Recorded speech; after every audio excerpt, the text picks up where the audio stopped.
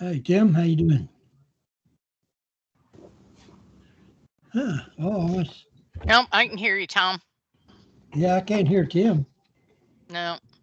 I got to push that button to make myself Oh, heard. now I hear him.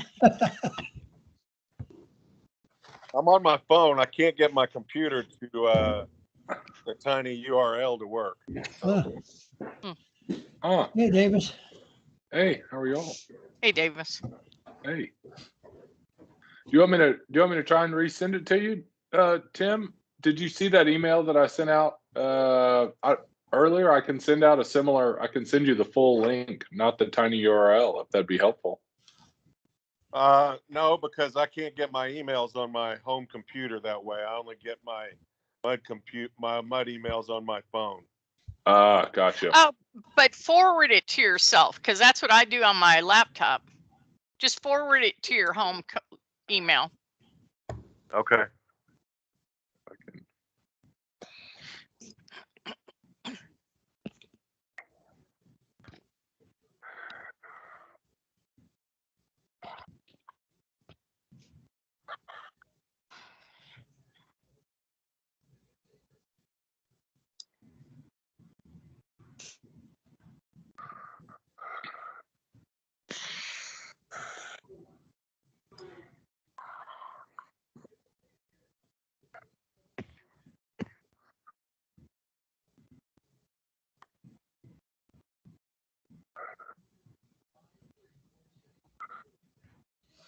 So tell us a good joke or something. I had a colonoscopy today. Oh, that's TMI. Well, rough day. Yeah, it has been a rough day. That doesn't sound like a joke, though. Well, I figured I'd get everybody laughing. So. Yeah, I think I agree with Julie. Yeah. There's Lauren. How are y'all? Pretty good. How are you? Doing pretty good. Good. Davis, I haven't gotten it. If you resend it. I'll tell you what, Tim, for whatever reason, every time I try and click on it, it just does not want to cooperate with me while I have this session open. It's this high-tech world we have. I'm going to get it figured out, though, I promise. Okay, no problem. One more. Here we Can I go. forward my copy to him? I got it. I think I got the it one here. you got Here we was go. the executive session, Tom. Just sent it, Tim. Okay. Sorry about that. I think we got Dee and Paul on. I got it, Davis. Yep, I'm here. Me too. Perfect.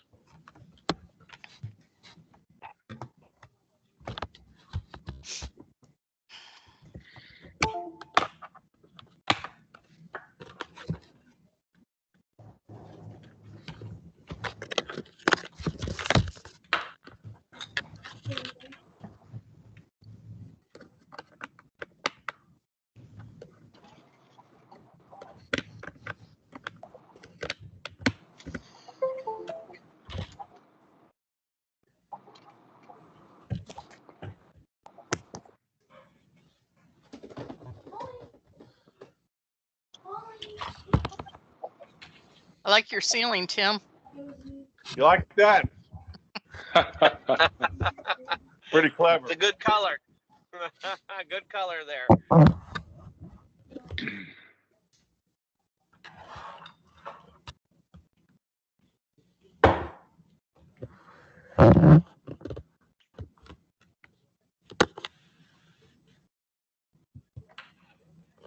You see the new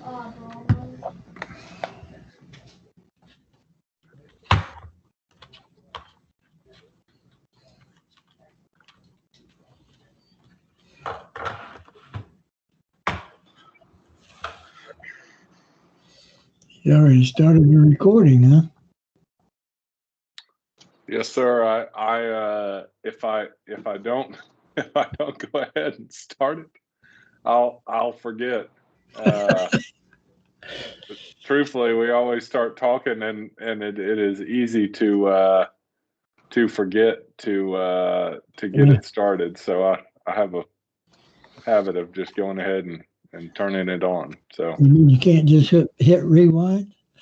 that's right. You're right. That's not an option. So don't tell any inappropriate jokes or anything like that. Yeah, we'll have to quit that now, huh?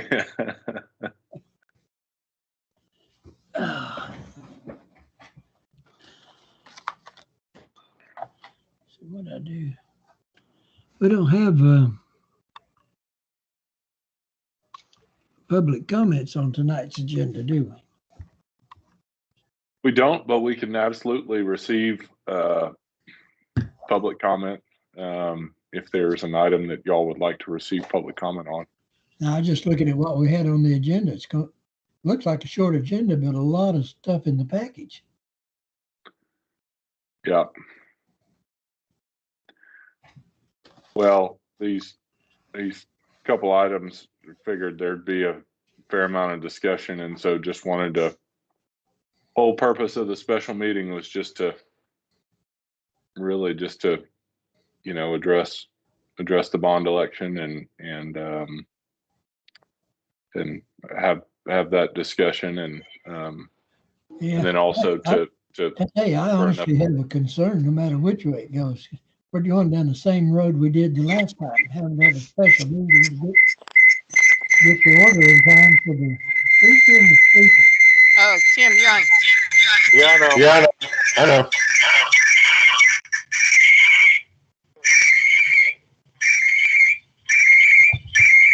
Who's got the pig by the tail? that's Tim. No, not me.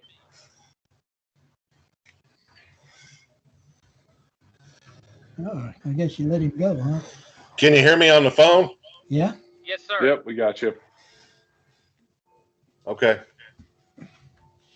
Here, what I was saying is that we're going down that same road of having to have a special meeting in order to get something done in time to get on the ballot. And that's what we did last time that got us in trouble, I think, or part of it.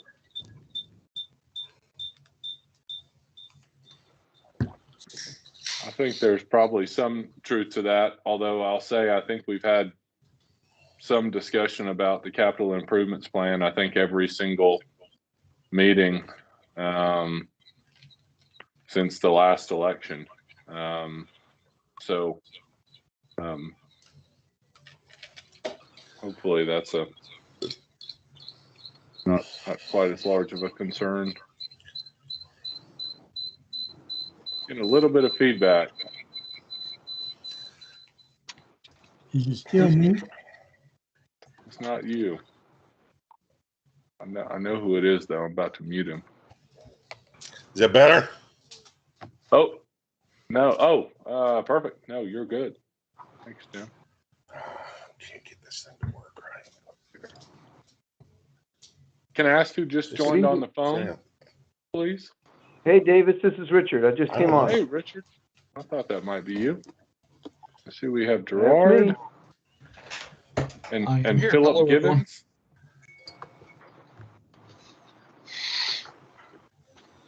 Can you hear me? Hey guys, can you hear me? Yep, we got you. Yes. Got you, Taylor. Perfect. I don't think they can hear me. I don't know what to do. Do we know if Mark's going to join us tonight, or? I know. He gave Didn't me he the say? impression that he would. I was gonna say I thought he had last week, last month? Didn't he say he had training or something? And I believe that's right, Julie. Can you hear me? Right. Julie, yes. you can hear me? Uh-huh. I can't hear anybody else. Can you hear me? We can all hear you. I'm Can you hear hearing loud and everybody clear? so far. Just stop. I know Mark said he wouldn't know his schedule until kind of the day of or day before or something. So I can't hear anybody. Can you hear us, Tim? No, Yeah, Tim no. can't Tim, can hear you us. hear me? So mute yourself on the computer and call in on the phone. How about that?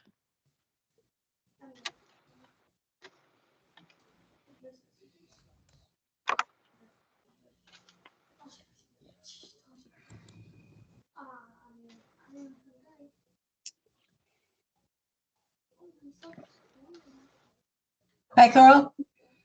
Come listen to this. As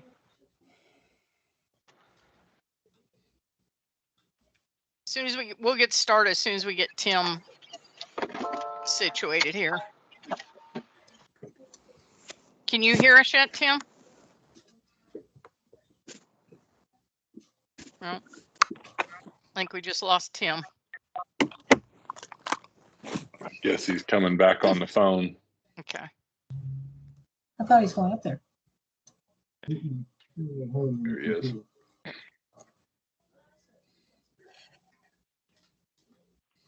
You there? Can you hear us? He's That's still good, not here. buddy. I'm just gonna do it on the phone. Okay.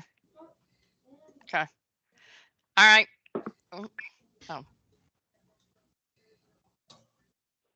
I guess he's going to call back in.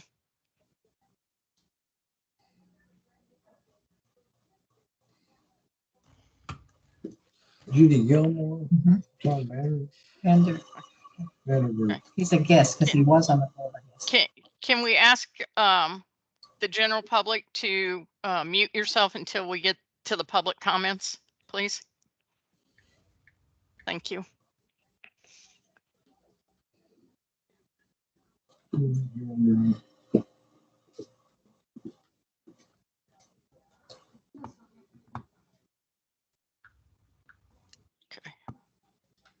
As soon as we get Tim back in here, we'll.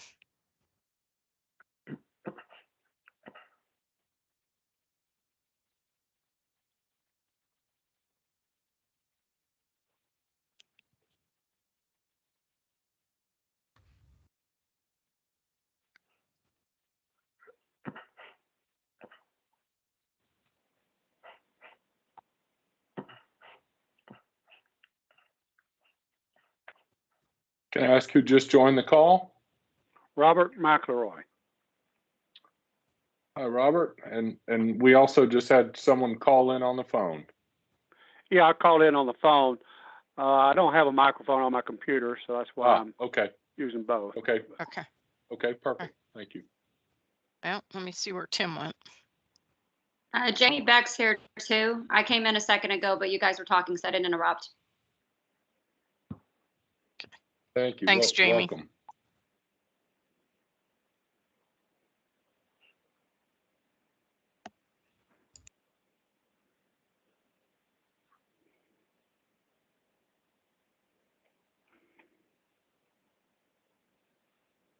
But we're going to wait a minute because we were having one of the board members was having some technical difficulties a second ago.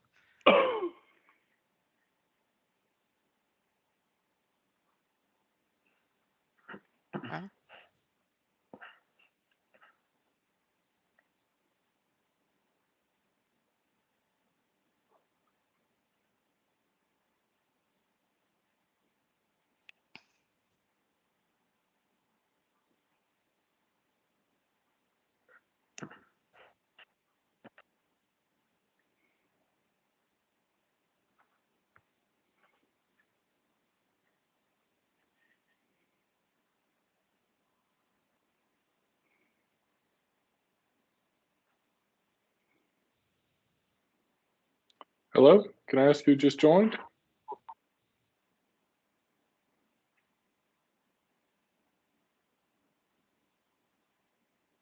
Can I ask who just joined the call? This is Philip Gibbons. Hi, Philip. Hello. All right. Well, I don't know where Tim's gone to, so I'm going to go ahead and get started for tonight. So I'm going to. Richard on? Yeah, Richard's on. Yep, You, I'm here, I, Tom. Gerard, and Richard. So I'm going to call to order the meeting of the River Plantation Municipal District at 6:35 p.m.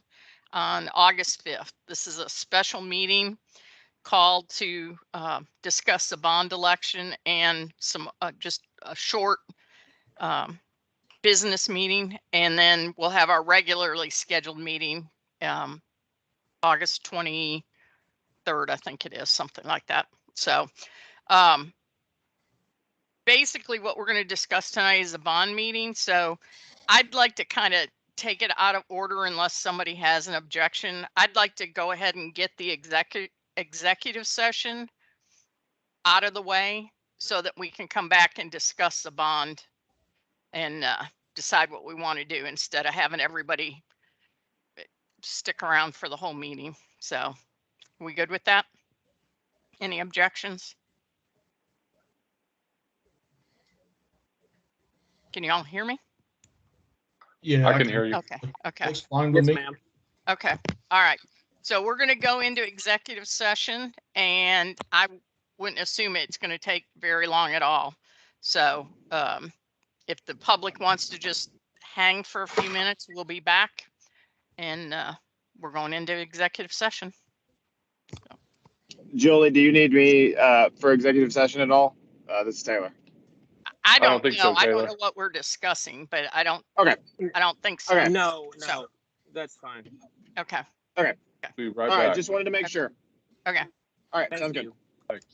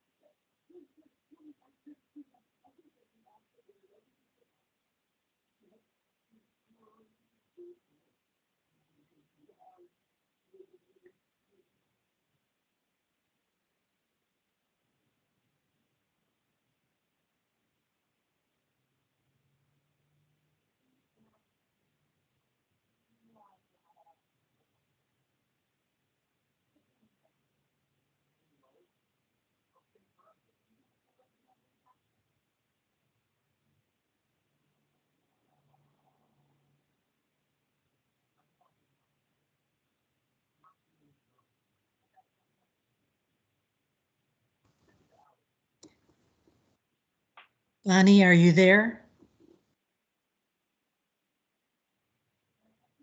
Bonnie Busby?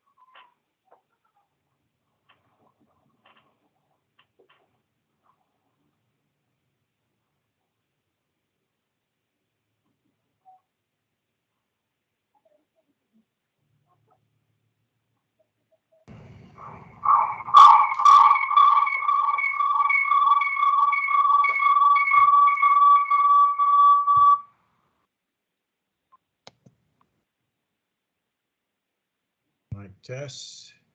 Turn camera on.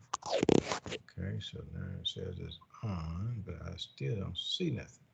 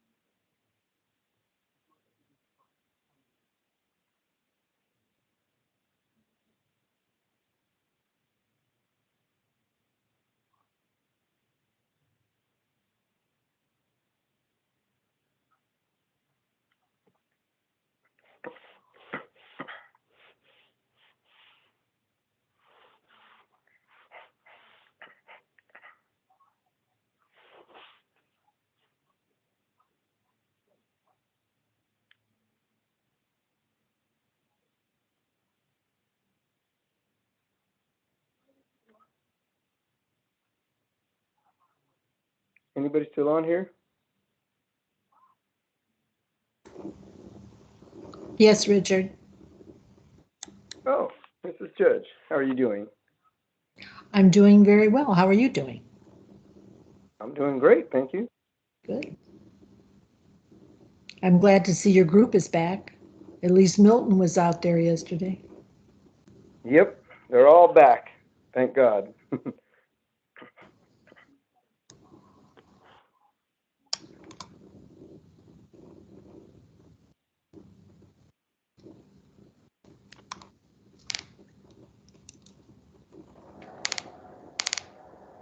Hey, Richard, it's Taylor. All the plants operating okay? Yeah, doing fine. Good. That's good to hear. Hey, Richard, this is Robert. How you doing? I'm doing great, thanks. Hey, I got a question on that collection box out there. I understand y'all might be putting a fence up. Yes, sir. Can you look into, like what we have around the swimming pool, those black, the black partition, the fence rather than a chain link? Make it look decorative or nice for people that live around there. Look into a price on that. I'll look at it, but I'll have to look at cost. I know, but then again, we got neighbors there and people walk by there, and so that would really enhance it.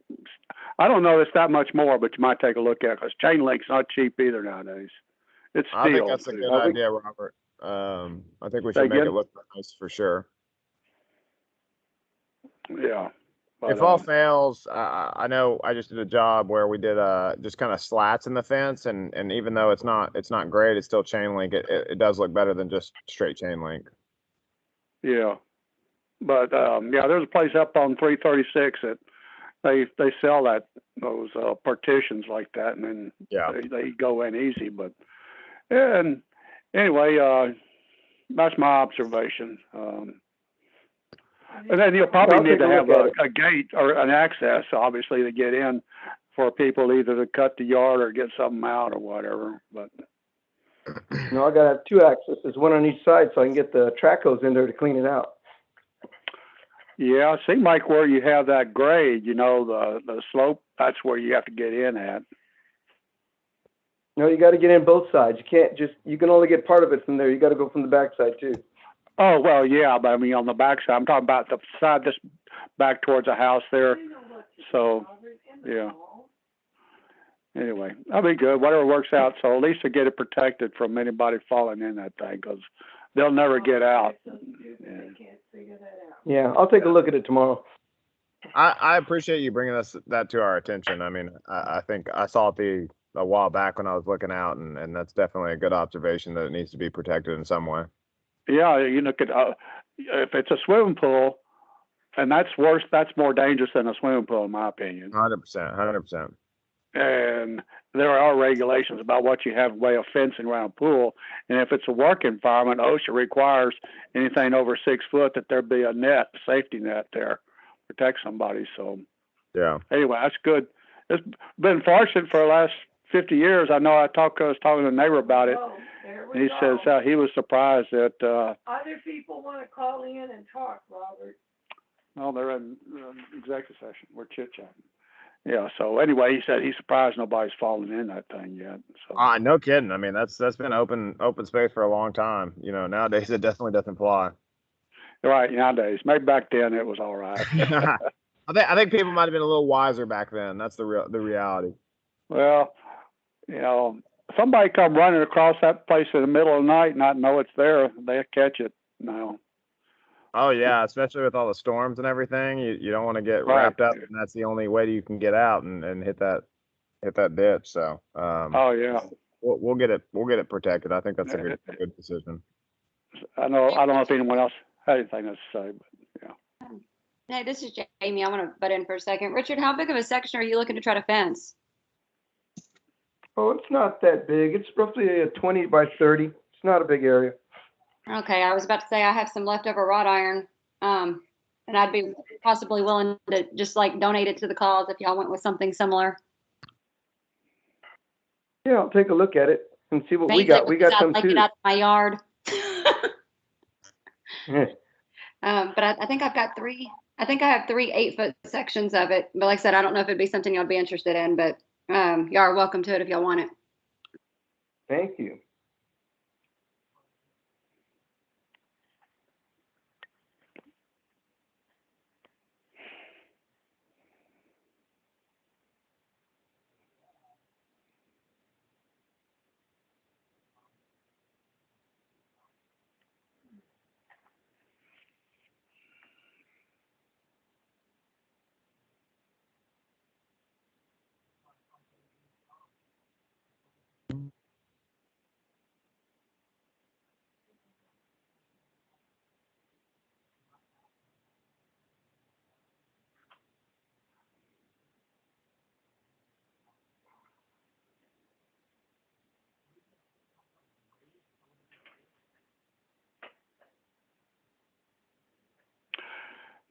since you're there, Richard, I got a question before.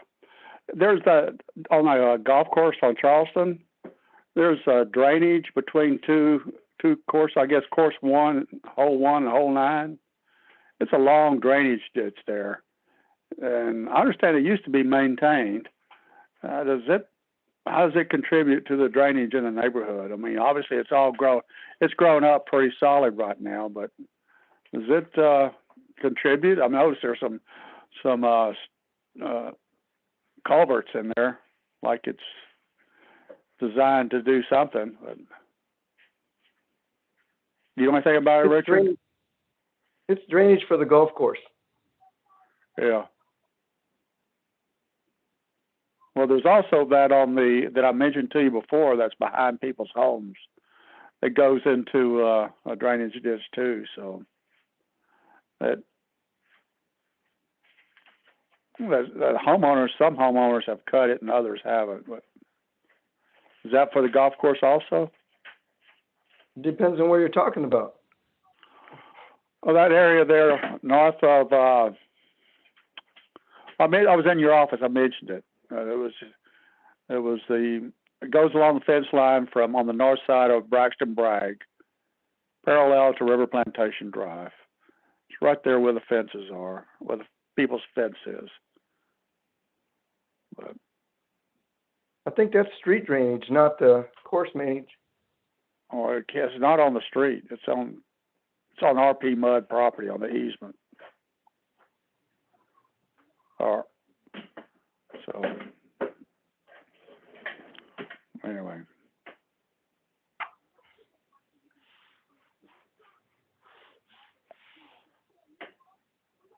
Taylor, do y'all have in your plans you were talking about a topographical study of this subdivision? Do y'all have that in your plans? Topographical as in looking at drainage. Yeah, because not everybody has a ditch, you know. Mm-hmm. And like where I live, we depend on the easement to some degree to get water out to Braxton Bragg from Natchez Park, because there's no storm drains on here. We just depend on water either percolating into the ground, or maybe some of it moves out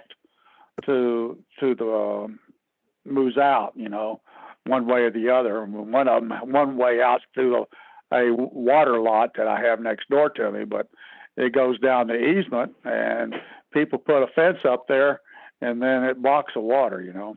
So that's the kind of stuff that I don't know if you have that in. There are other areas like that. I think that there's easements that depend on the drainage. We don't have specific drainage studies in our plan, which is not something. I mean, it's definitely something we can incorporate with the funds that are hoping are allocated towards the drainage system. You know, we're mainly focused on the existing storm sewer, just making sure that water, once it hits the storm sewer, can travel to the ditches as fast as possible, which I think will alleviate some of those situations where people are having some backups. But if there's any specific areas, we certainly have the capabilities of analyzing those, kind of like we're doing Spring Holly. Okay. You know, we can do it for relatively cheap because we're doing it in house. That, you know, a large drainage study of that capacity would cost, you know, 50, 60,000 if we were doing through an H&H. But since we have interior H&H, depending on the area that we're covering, it's usually only about 5,000 to 10,000. Oh, okay. Yes, sir. Well, one of the difficulties we have, and this is all over the place, Harris County, everywhere, is you doing these drainage studies kind of presents with the updated flows that we have to go into people's areas where we don't have easements to be able to establish better drainage. And so we get some resistance from people. If there's a power line there, that's an easement. Oh, okay. Yeah, if it's an easement, it's definitely a lot easier to be able to implement some benefits to residents. If it's not an easement, it's a little more difficult. But like I said, we can work through all those issues. Yeah, when energy comes through here, everybody knows they're going to make their way through the property one way or the other. Right. Yeah, no. Any sort of center point or pipelines, they seem to have different lawyers than we have.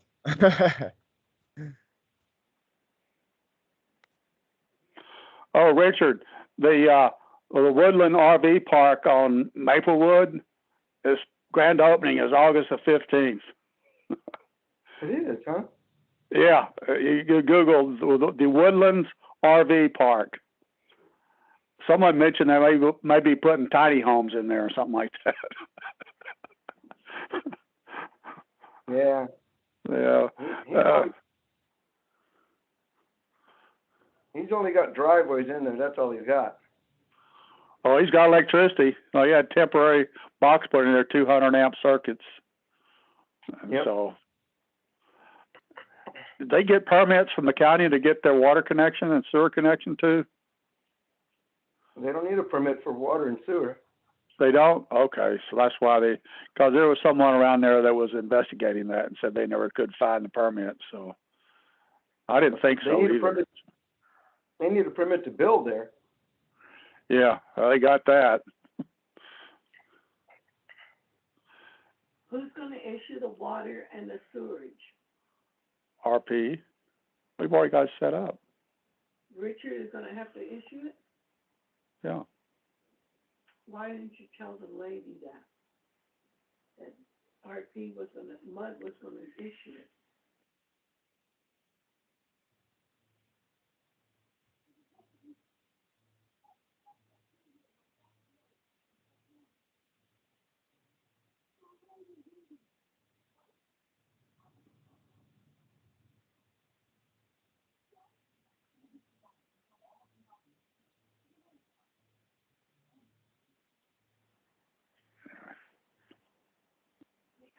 Sign off on it.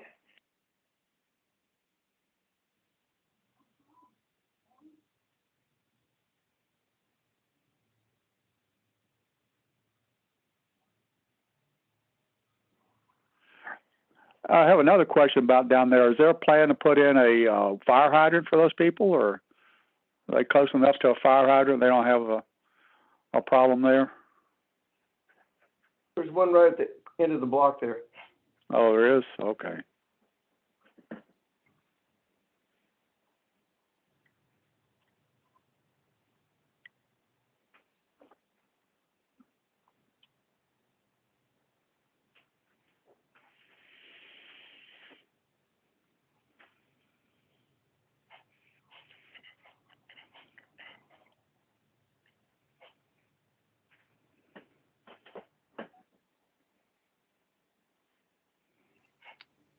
Hey, Richard, I went out and I've got two 8-foot sections and a 6-foot section, and I've got I've got three of the posts to hold it up that it just gets welded to.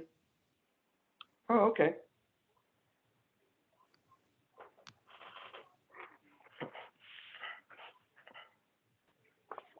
Y'all's number, the one that I think it ends in 41, can I send a text to that, or is that the office number? No, that's just the office number. Okay. What's your address there? I'll come and look at them tomorrow. 556 Beauregard. Beauregard. Okay. Yep, I'll be here. I work from home, so just holler at me and I'll open up the back gate. Okay. I'll do that.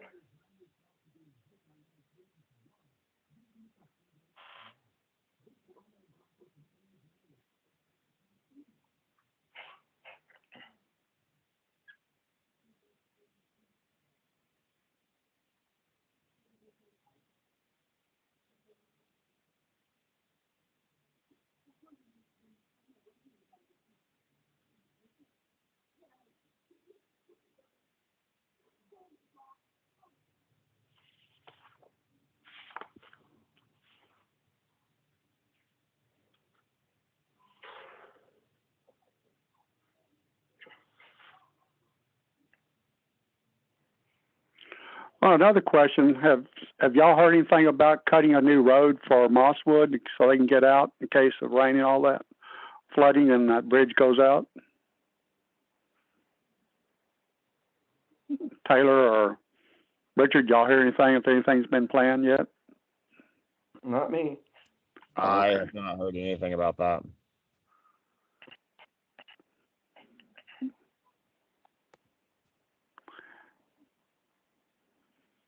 Yeah, when Stewart Creek floods and they can't get out, they'll take a right turn right there at the at water plant number 3, I guess it is, and then cut across go down around the golf course and come out on Terra Park, get on River Plantation Drive so they can get out. So.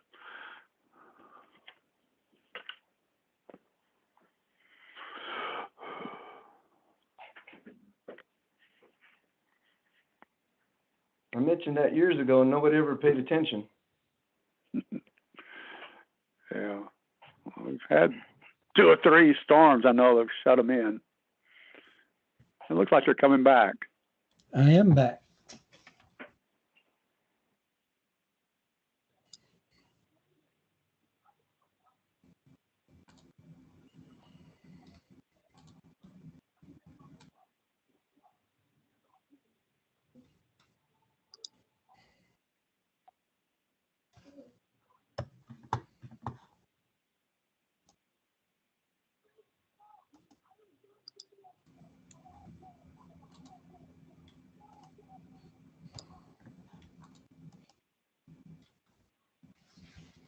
Where's the rest of them?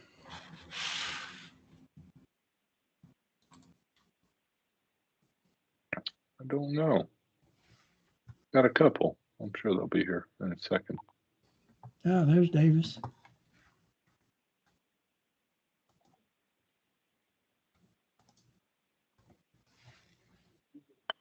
See, Julie, Gerard, you're here, Tom. You think we need to call Tim again? Well, I certainly can. I already texted him and gave him the codes and everything. He never responded. Yeah, he was having trouble getting in. Yes, the bottom line is don't go to the doctor when you have a meeting this evening.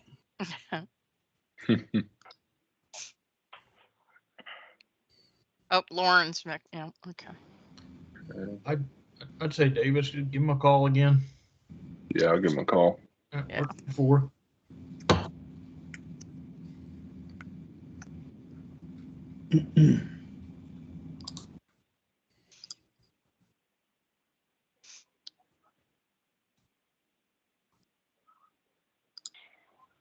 Hello. Hey, Tim.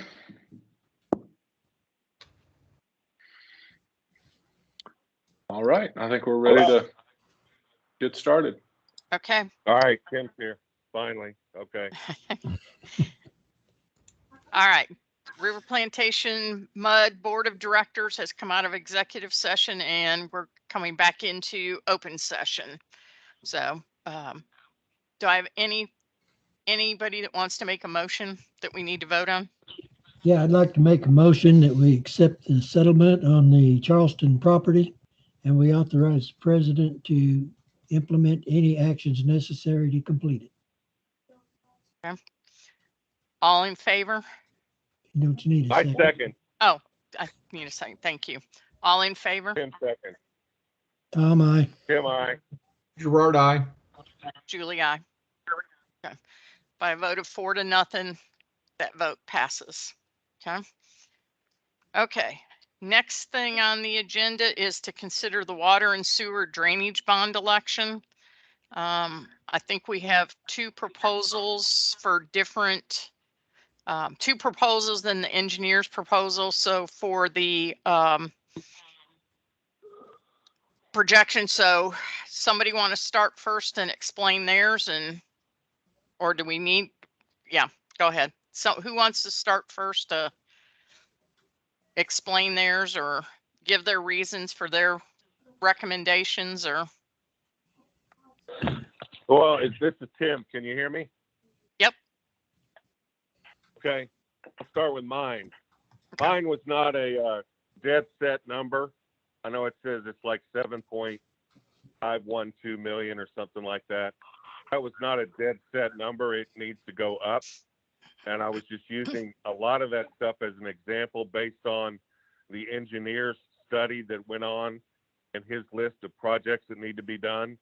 We could actually spend between 12 and 15 million, but I started it at 7.5. That's going to take a few years to get done, and we need to at least get started on something. So that's the long and short of my presentation there. I'm sure y'all saw it. There's a lot of pictures, a lot of explanation for what everything's going to cost, and I'll leave it at that. Okay. All right. Anybody want to ask Tim any questions or anything? So Tim, I have Go ahead. go ahead. Well, I have a question. So that was a 6-year, was it a 6-year projection? Okay. So around year 4 or 5, you're going to go back for another bond election? I think we would probably have to, unless this one is increased before we ever put it on before the voters. I know that we've got to decide something tonight. We've got to get it. We've got to get it. But we've got to be able to have some kind of money going for the next 4 or 5 years, or else we're done. I mean, we're just going to keep spinning in circles. Okay. I kind of have a question. Do the people that are joining us, do they have access to this proposal? It was given out as part of the agenda for tonight. Yes. Okay. Do they know which one we're talking about right now? This was, well, I don't know. Yeah. This was the one that was, it's titled River Plantation Municipal Utility District 2021 Bond Election, November 2nd, 2021. And it was 7 point, was it? Hang on. I don't want to quote you wrong, Tim. It's 7.51 or something like that. Yeah. 7,518,000. Okay. Is what he has on the total sheet. Okay. Okay. Okay. That's right. I guess my comment concern would be, I like where it's going. I'd like to see the storm drains moved up more than 2023, 2024, if at all possible, to get them done quicker. I'm fine with that. Fine with that. The other thing is, though, we were talking in 6-7 years before, we were going to need close to 16 million to do the capital improvement plan. So that means this is really only half of what we thought we were going to need in 6 years. So I'm thinking that if we're going to do something like this, we might want to look at increasing that a little bit, just for the insurance factor, if nothing else, because there's no interest on any money that's not monetized. Right. You're right. You're exactly right. And actually, when I was working with Taylor on this, Taylor said, we can adjust when you do the sewage, when you do the drainage, when you do any of this stuff. He said, we can have trucks running out of RP every day doing something construction wise. Yeah, don't worry about that. Need. I might be the only one, but I think the storm drains have to be one of our top priorities. Tom, well, I agree with you, and actually in my presentation, I'll touch on that a little bit, and I can touch on some alternatives to additional bonds that may be needed in the future. Well, and can I make a comment on Tim's thing? So, Tom, to address your issue, if you look at Taylor had a list of assets in there and when they were placed in service and their estimated replacement date. And I believe Gerard's guy had one of the similar one in his packet. And if you'll notice, the majority of our assets were placed in service in the 60s. A little bit of it in the early 70s, which was Mosswood part. But of that storm sewer, talking about the sewer lines and things like that, the storm sewer, I did some calculations and we have 114,000 linear feet of sewer line in our district. Storm sewer or just sewer? Sanitary. Yeah, storm sewer, sanitary sewer. We have 114,000 linear feet. Since 1966 that we know of, we have only CIPP'd 16,000 of that linear feet. That's like 14% of it. So more than 75% of it, more than 85% of it is more than 50 years old. Yeah, we knew that all We have a along. huge problem. Yeah, We have a Julie, huge just so I've been talking to Richard, and it's probably a good time to talk about it. But as I understand it, for CIPP and the pipe, the main part of that would be done would be the storm sewer, and it would really just be the mains. That's where we're having the problems with the sinkholes.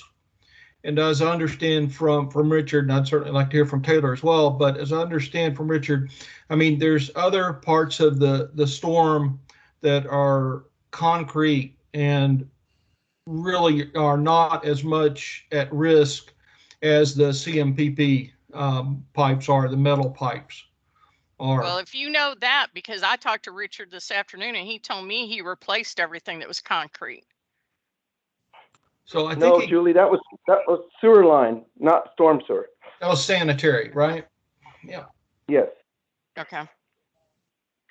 And so so I mean, what I've heard is there's at least 3, 4, 5 different types of pipe we have. We have the CMPP, we have the concrete and storm, we have truss pipes. We used to have the concrete and clay pipes. Those have been replaced. What else do we have, Richard, Taylor? What am I leaving out? That's about it. Oh, we have brick and mortar manholes. I would just say that let's not conflate. Like, if we're going to talk about storm sewer, let's talk about storm sewer and, Right. and sanitary to sanitary. So storm sewer, you have CMP and RCP. I will be honest. I don't know which is which as far as how the storm sewer is located and how much is RCP. I will say every manhole that I pulled has been CGMP, which is corrugated metal pipe for everybody on the meeting. And then if we're talking about sanitary, you have vitrified clay pipe, and then you have also truss pipe. And there may be, I think Richard has replaced most of it, but there may be a few sections of asbestos concrete pipe from my knowledge. And that's just looking at existing plans that we've kind of scanned through and dug into to say what the materials were upon construction. So Richard's going to have better knowledge of that. So if he disagrees with me, that's fine. But just from the information that I have, that is what it is in the ground right now as far as sanitary pipe and storm pipe. Okay, so we just need to have sufficient funds that we can start CIP and corrections as soon as we can identify problems. Yeah, Tom, and I think where we're having the problems, and Richard, I'm hoping you can speak up to this, where we've been having problems is with the CMP pipe, and that's where we've had the sinkholes. Or Taylor, can you confirm that? So the problems that are appearing above surface are with the CMP pipes, I believe, as far as sinkholes go. Now I have not personally inspected every sinkhole, so I do not know the pipe existing below it. They don't seal the joints as well when it comes to storm sewer for CMP or CGMP. So joints become an issue when it comes to storm sewer. So that's what I'll say about with those measures. As far as sanitary goes, these are not always issues that you'll see right away. I will state that we did about 1,500 linear feet of storm sewer televised. And within that 1,500 feet, we saw one joint break of the truss pipe, a couple of obstructions in it, and then also some root infiltration, which means the pipe's cracked, and quite a bit of sags. So it just for more information. If you were going to rank the priority or the risk, would you agree that the number one priority, the biggest risk, is with the CMP for the storm where the sinkholes are occurring? Storm sewer is going to prevent with sinkholes typically, which are going to be a risk to somebody falling in and sort of that route. With sanitary, you aren't always going to see the issue before it happens, so it could appear at any time. It's hard to set a priority on the two because yes, sinkholes are going to appear, but if your sewage all of a sudden stops flowing down, like we had the two breaks here recently, and it starts backing up into your house, it's not something we're going to see above ground as far as a sinkhole. So it's very hard to say priority wise. Just because storm sewer presents a little faster than the sanitary does, it's very hard to say a priority of one versus the other. Yeah, but there's another issue, I think, with the storm sewers. When we're pouring dirt in the sinkholes, we're slowing down the drainage, which means that we're increasing the potential of flooding somebody's house, and we don't want to do that. So Tom, as I understand the process, where they've filled in those sinkholes in the process to CIPP them, the contractor will actually first come in and clean them out and remove any of that had filled into it, that fill that got into it. And then after they clean it out, they'll inspect it. They'll run a camera down it just to make sure there's no problems and the pipe can be CIPP'd. And then once they do that, then they go ahead and CIPP it.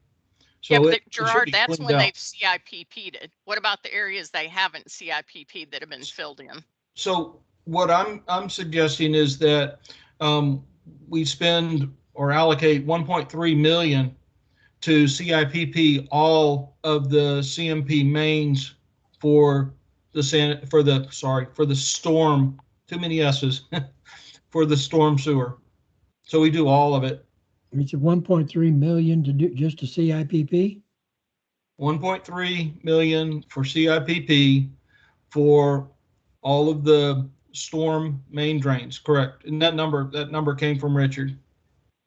Yeah, well, yeah, I'm just curious what it, so that means this number that Tim's talking about may actually be light then. I'll let Tim or somebody else comment on that. I'm just talking about my part. So you're talking about, Gerard, yours, you want a $2 million bond. So yeah, let me go through my presentation real quick. Why don't we do that? Okay. Davis, can you present that for me? I can. I would have sworn that it was put up in the meeting packet. It is in the meeting. It is. Okay, I'll just. Are y'all? We got it. Okay. Y'all all have it. Okay. Yep. Sorry, and I can see if I can.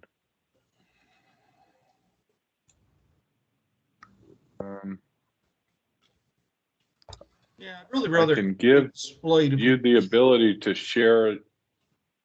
You should be able to share a single window. Yeah, will it let you share your screen, Gerard? No, I do not have any option to do sharing. Okay, let me see if I can.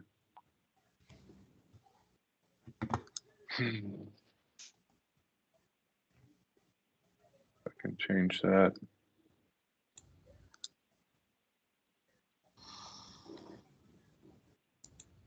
Just don't see that I do either. Gerard, do you have the little square with an up arrow on? Oh, you don't have the. No, I do not. No. I was looking for that. That thing says open share tray, whatever that does. Well, this one's a little bit open share tray. That's what it says. That little square. Sorry, Gerard. Let me see what this is acting a little bit different. Let me see. Did that share it? Is that doing it? Yep, got you. Yep. There you go. Okay, excellent. Thank you, Tom. So slide one, just an introduction slide. This is just my opinion and my proposal. Let's see. Okay, so here's the first thing I've covered is just the different revenue options that we have. If I change that to my notes, can you guys still see the slide and not my notes? I just see a black square in front of the slide. It's just, yeah, we can't see anything. Okay, let me try. What happens now? Now we see the screen. Up. You see the slide? Yeah. Mm-hmm. Okay, so let me try bouncing back and forth. Okay, so this is the revenue options. So with this, I need to change one more screen. Okay, so on the second slide, what I'm showing are the different types of revenues that we have. These are, the most common. There's probably some others that I don't know about, but And Gerard, I'll just say when you got your screens blacked out, when you open those other two screens up, okay. there you go. All right. I'm so sorry to pop in, Gerard. If you unshare and then you reshare and you just select the screen that you're like the page that you're wanting to show us, it should pull that up, and then you should be able to pull your notes and everything. I can try to walk you through. I'll try it again, but I did select that single screen. Teams is acting a little bit different than what I would normally see it act as. Okay. Gerard, I can share my screen. I've got it up on my screen if you want. That would be much appreciated. All right, give me 1 second and I'll do that.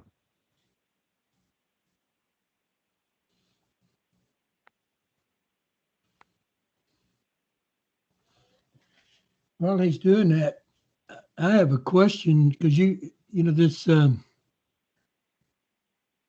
first thing you got up there is the water and sewer increase rates. Correct. And those were earmarked as operating funds, and they were there to offset the deficit spending. I don't think they should be moved to capital improvements. So we'll talk about that, okay? And I don't think we're going to have a projected increase of 192,000 either. Well, Can you guys? We've already got that, and that's already approved. Can you guys see my screen? Yes, thank you, Taylor. Yeah, I see the. So you're guaranteeing me we're going to have 192,000 increase in revenues? No, that was the projected amount. Tim, that was in your spreadsheet, correct? That was for the approval for the recent water and sewer rate increases? Right. Remember, we had about a $16,000 a month deficit. If you divide that by 12, it's about $16,000 a month, which basically is the money that I thought was earmarked to offset the deficit, which means it should not be moved to capital improvements. Oh, Tim, you on the line? I'm here. Can you hear me? Yeah, I can hear you now. So the projected additional revenue from the rate increases, 192, 103 is what I had. Is that about right? Is that what you had in your spreadsheet? I don't have that spreadsheet in front of me, but it sounds that we were over right. 180. So it was 192. That's a number I got when I subtracted it. Okay. So that's the three revenue options are water and sewer rates. That's the monthly bill that people pay, and basically we get 100% of that. And then you've got the M&O taxes. We basically get 100% of that. And then you've got municipal bond, and that one we have to give up some money to interest and stuff. But as far as how those can be changed, the water and sewer rates, those can be changed by the MUD board, and that's what we just did, here a little over a month ago. And we're going to get an additional 192,103, and I've put that number into my projections on some of the graphs. Similarly, not exactly the same, but similarly, the M&O tax can be increased as well. It can be slightly increased without an election, but what we'll probably need is a lot more than a very small increase. So it would have to be done through an election, right? Actually, Gerard, can I step in? Just to let you know, our M&O tax has to be reduced this year. Yeah, I heard the actual number was going to be increased. The dollar amount would end up being the dollar amount because the appraised values went up, but the tax rate has to be decreased. Correct. It's about a $50,000 difference. The percentage has to be decreased, but the actual values increased. Yes, I understand. Right. I knew that. But I'm thinking we're probably going to need more along the lines of an increase of about the same as what we saw with the water and sewer rates. This is kind of what I've said all along. It's going to take several things in order to help us produce a budget where we have sustainable operations.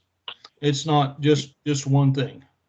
And if I can add, just so everybody's clear, we would likely have to vote a higher authorized rate, And then state law would also require us, because of if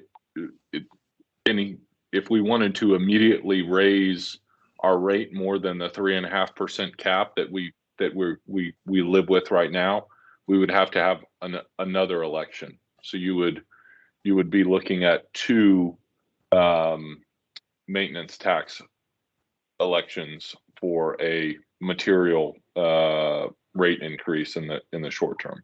Okay. So we don't have to do anything for M&O now. It's already decided for us, huh? No, you can raise the tax bill on the average homeowner by 3.5% now, and because of the increase in average appraised value, that's actually a lower tax rate than you have right now, but it's an increase in revenue. But if you wanted to exceed that 3.5%, you would have to get voter authorization to do that. It's an automatic election trigger. Yeah, but the 3.5 is already, it's a set thing already. We don't have to do anything else. No, sir. You still have to go and vote for a tax rate, and we'll discuss the tax rate at the August 26th meeting, and then we'll consider the adoption in September. But the expectation is, because of obviously revenue shortfall, that we'll probably be looking at at that kind of cap rate. That would be my guess. So thank you. Okay, so I just wanted to outline the three different types and what would be needed in order to change them, and that's really kind of ties into the next slide. But I guess one final note is, in my projections, I do show that there would be $511,000 that comes back out of the court registry, and about $100,000 in legal fees. Those will both go back to the general operating fund, and we'll be able to use those in the relatively near term, hopefully within a year, to be able to augment our funding. Where's the $100,000 in legal fees? Is that it at the county or what? That'll come from the park bond, from the recreation bond. It was initially slated for park improvements. This is the one we talked about. Let's use the $100,000 in addition to the $511 for acquisition costs. And I'm lost on that one, I have to be honest. I mean, is this a savings, or is this something that we have paid to Montgomery County, or what? We would be reimbursing our operating account. So it's reimbursement from, it's not money that's sitting out there. When we would sell the bonds, we would reimburse the operating account for funds expended. If that makes sense. Ah, okay. So basically we're taking it out of the bond money. That's right. Yeah, we're just reimbursing, monies that we've already taken out of the general operating fund. I think this year, Richard did a calculation, and as of last month, just this year, we had spent about $89,000 in legal fees. That doesn't count what we spent last year in legal fees and what we'll spend the rest of the year. So it's about $100,000. Is that all on the Charleston? That's my understanding. Yeah. He broke Richard, that's all on Charleston? I have to look at my sheet again that I broke that out on. Is litigation, right? Yes. Yeah, but that money goes back into the general fund, right? It goes to the general operating fund. Absolutely. Okay. That's what the note's all about. Yes, and if I could just say just a quick point of clarification, litigation involves, at least from our side of it, more than just the Charleston. There was a period there where we were getting on a regular basis a demand letter from the HOA for various things. There were other issues we were addressing, so that's in there. So that's all I wanted to clarify. Is it's not just Charleston. There were other issues in there in that attorney's fees item. So, Paul, for 2020 and 2021, would it be safe to say that we've spent at least $100,000 on Charleston? I mean, I'm thinking it's probably quite a bit more than that.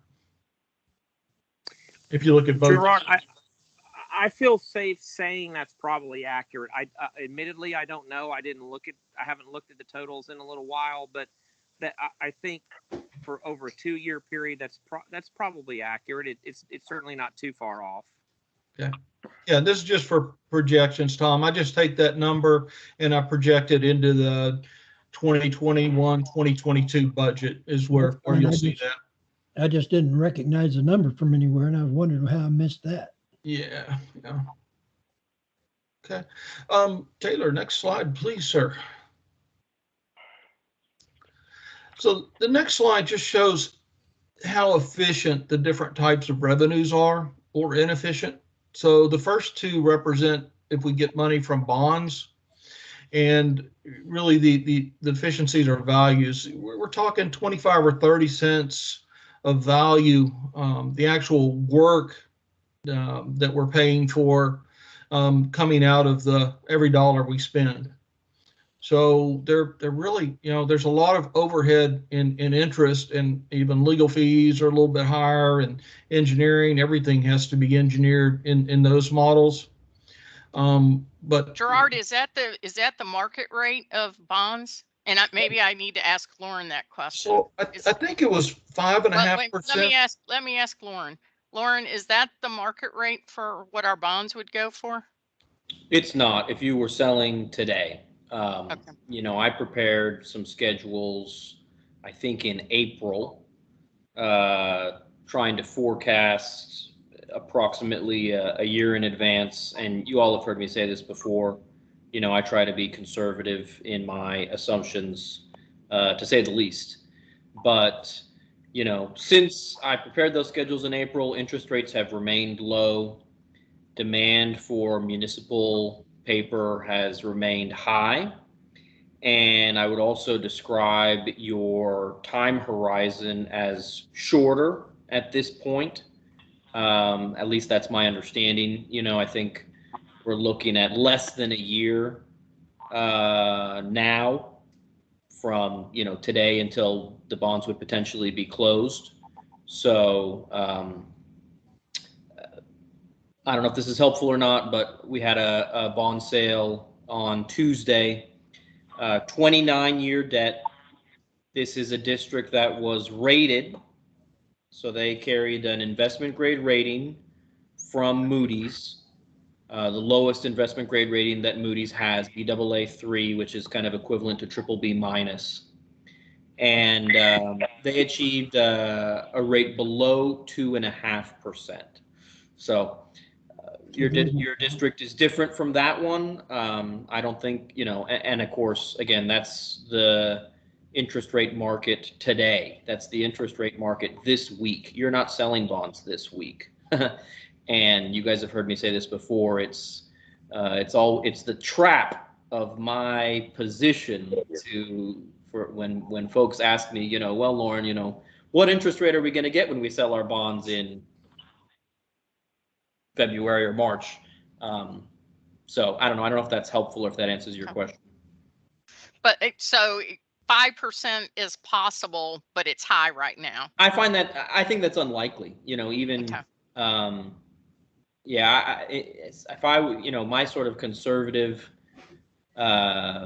view today for your district selling bonds several months in the future, you probably would be below 4%, might be lower than that. But, if I was conservative, I would maybe say 4.5, But Lauren, so I had to have a number to work with, and I'm not going to second guess your numbers.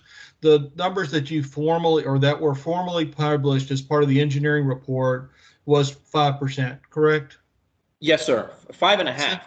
5.5, right. And that, that included a 2026 issuance and a 20, Yeah, I'm trying to simplify it to compare it, but because I don't want to argue over 0.5% here and there. You see that the interest is significant. That's the point, guys.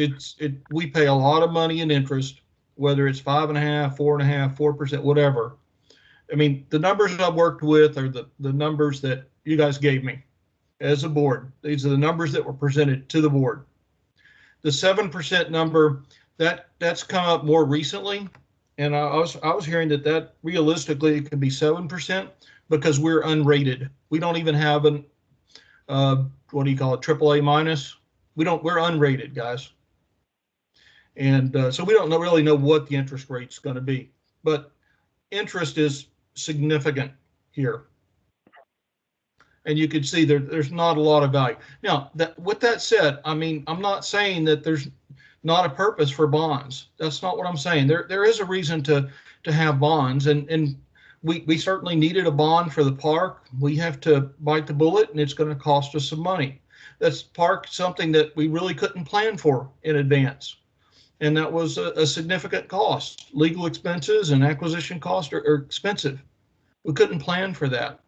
But my point here is where we can plan for things, we would like to, and we would like to plan on paying for things with taxes and the rates. So the M&O tax and the sewer and water rates that we get billed monthly, we don't pay any interest on that. So it's a very efficient spend. It's very strategic spend. I'm going to talk a little bit more about how that plays, but I mean, my point here is where we can, we want to plan it. We want to pay for things with taxes and with money that we collect monthly rather than bonds, because they're just not efficient. They're expensive. Go ahead and go to the next slide, please. So here I went back to the annual audit reports and just kind of pulled the end of year cash balance back since 2005. And what I'd like you to see here is how cyclical this is. So at the end of the year, what we're looking at is here's the investments in cash that we have. You know, some of the investments are in CDs, but basically this is kind of the bottom line of the money that we have to pay for operating expenses and capital expenses. And it's a natural cycle here where you save and then you spend, and you'll see more about the cycle in the next slide. But you can clearly see a cycle. You save, then you have a period where you have to spend, and then you start saving again, right? And so the green that I have is projected. You know, there's a lot of questions about that. There's no question. You know, this is based on what we've seen in the past. And it's going to be a little bit different going forward because we have aging infrastructure. We're going to have to deal with it. And I'll talk a little bit more later on a later slide about how we can possibly deal with that, getting a better projection of what it's going to be, because I do think that our capital costs are going to be higher, which would drive that down if we left everything else unchanged. So Gerard, I have a question for you. How are we going to get from end of year 2021 to, I don't know where that is, but I'm going to say about 600,000 to a 1.5 million end of 2022? How are we going to get a $900,000 increase in our cash when we're operating at deficit every year? Basically from the low dot with 2021 up to the increase for 2022. Is that what you're asking? Yeah. Yeah, a lot of that. Well, the two main things. Okay, that's based on average of the past, the historical average. It's based on $611,000 coming in from the park bond, $511 from the court registry, $100,000 from legal fees, and $192,000 from the rate increases that have been projected. Okay, but the rate increases are only going to cover our deficit in our operating expenses. We've tried to tell you that. Tom's brought that up twice now. Second of all, I don't really agree with that or understand. The reason our cash flow increased every year is because they didn't fix anything. I understand. Let me get through the presentation, Julie. I'm gonna talk about that, and that's what I was just kind of alluding to, at least, you know, whenever I said, you know, this is the tough part where it's projected. And you know, if you just looked at it based on the historicals and what we know should be coming in, this is what you would see. But this isn't, you know, the picture isn't quite this rosy, because yes, we have aging infrastructure that needs to be replaced. I'm not arguing that. I understand that. The gist of it is I don't want to pay for that with bond money, which is very expensive and very inefficient. I would rather plan for it and budget appropriately using tax money, the M&O taxes, and using the sewer and water rates. And that's where I'm going with this. But just So Yeah, Lauren. Davis, how if we were going to have an election for an M&O increase, how long could we do that in November? Would we have to do that in May? And have you seen any of those really, pass? without getting into those details, let me try to address that. I think I know where you're going. If I'm not, we can come back to the details. If you're But talking I about know it's that it's going important to that we take know the time. details. I know that it's going to take time in order to get the M&O taxes increased. Clearly understand that. I think it's probably going to take So a year. now you're telling me as a board member, I can't ask a question? Is that what you're telling me? I'm asking you to respectfully let me get through this slide pack before you start asking questions, because I think I have the questions answered for you. Okay. I think Lauren had a question. No, you're not allowed to ask a question, Tom. You got to let him get through it. No, Lauren did, not me. Oh, okay. Sorry. Well, for everybody, just please hold it to the end till I get through. Okay. I spent a lot of time, and I do like to go through. I think it's a lot better if I just finish the presentation. I'll be glad to answer the questions. Just remember that in the future when you interrupt someone else's presentation. Sure, Julie. No problem. And let's make sure we get follow the Robert's Rules of Orders in the meetings completely. We got it. Okay. Next slide, please. So this slide really has two elements to it. The top of it is our expenses, and the bottom part of it is around revenues. So in the top part with the blue, that's operating expenses. These are things that are predictable.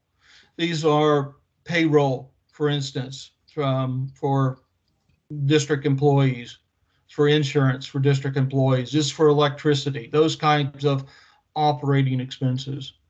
In the red, you have capital expenses. These are things that don't occur regularly, and you can't always predict them. I'll drill down into that more in the next slide. You can certainly see a big spike in 2020, 2021. I'll try to explain some of that. But from a capital perspective, you can see the difference between operating and capital expenses here. Down at the bottom, it really kind of mirrors what you're seeing with expenses. Thank you, Taylor.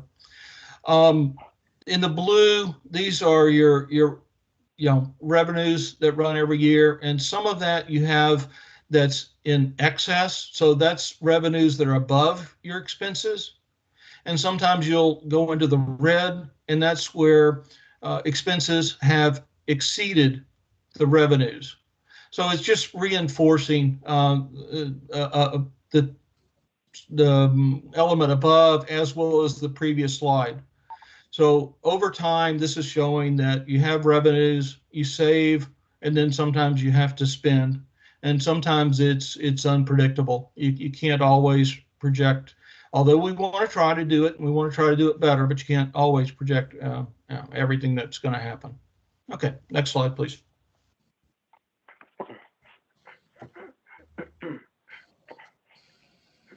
So this is one of the most important slides. So again, you see the operating expenses and the capital expenses, or the capital outlay. And what I've tried to show is, first of all, some of the significant spends that we have had in the past. So this goes back to around the 2009 time period. You have WTP, well, number 3, where there was a $785,000 expense. There was a $500,000 belt press expense. The sanitary sewer mains have already been CIPP'd, and that was done back in around 2011, almost $250,000 there. So these are things that we've already seen. There was another about $500,000, I believe it was in sewer main CIPP in 2017 again. This year we got hit really hard with 3 big expenses. And this is in the 2020-2021 time period. where there was $1.5 million basically spent with WTP number 2. The aeration tanks had to be redone, 669,000 there, and another 511 in courts registry for the park. And you can also see that the operating costs were up, and that's where your legal costs are as well. But the big question is, what do we do going forward? You know, what is the next 5 years, 10 years, 20 years, 30 years look like for the district? What is our strategic plan? So yeah, we probably do need to spend every bit of that, 15 million. I mean, I'm not arguing the details of it. I'm just saying in general, we know that we've got a lot of money that we're going to have to spend over the next 5, 10, 20, 30 years. It's just, how do we spend it? How do we do it efficiently? How do we do it in a way that benefits the district? And that's the real question. If you go do it with bonds, again, the value, you're 30, 40 cents on the dollar. So it's really expensive money. Where if we can possibly do it with M&O taxes and with rates, it's more efficient. And that's my main point.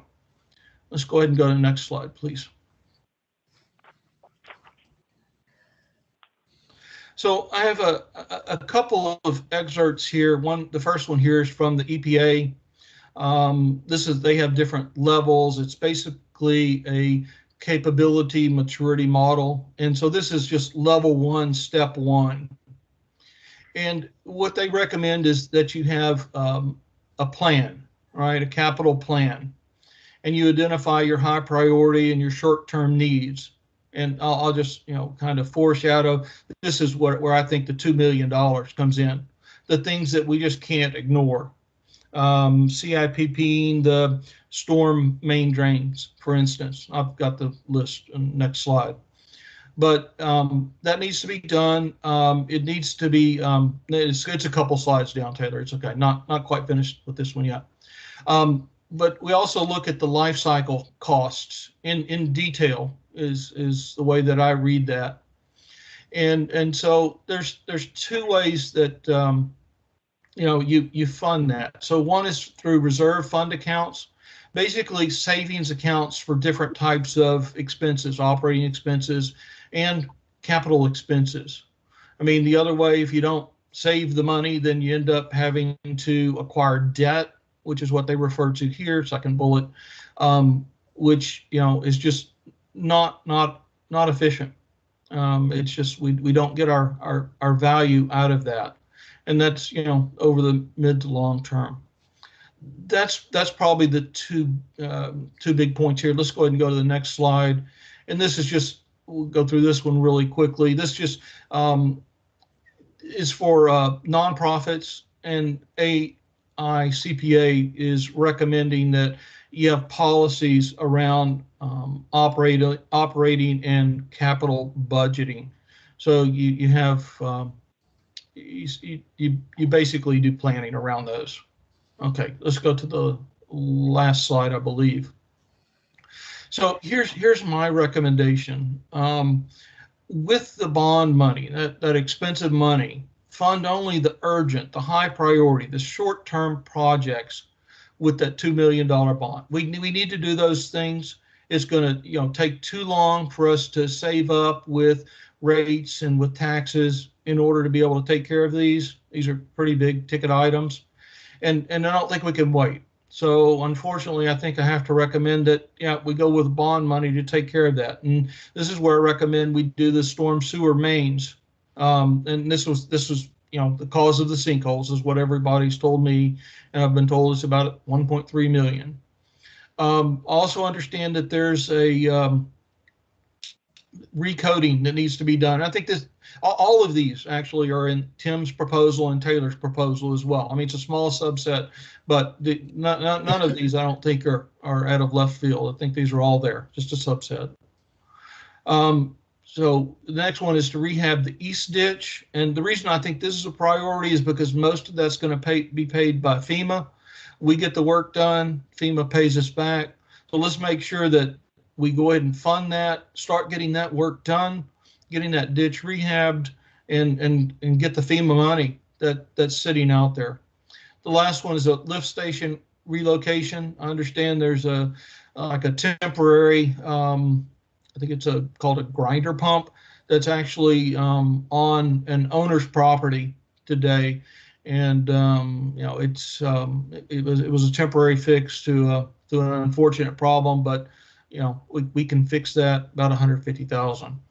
So those are the things that I think need to be done through the bond. Those are urgent, high priority things. I'd look through the others.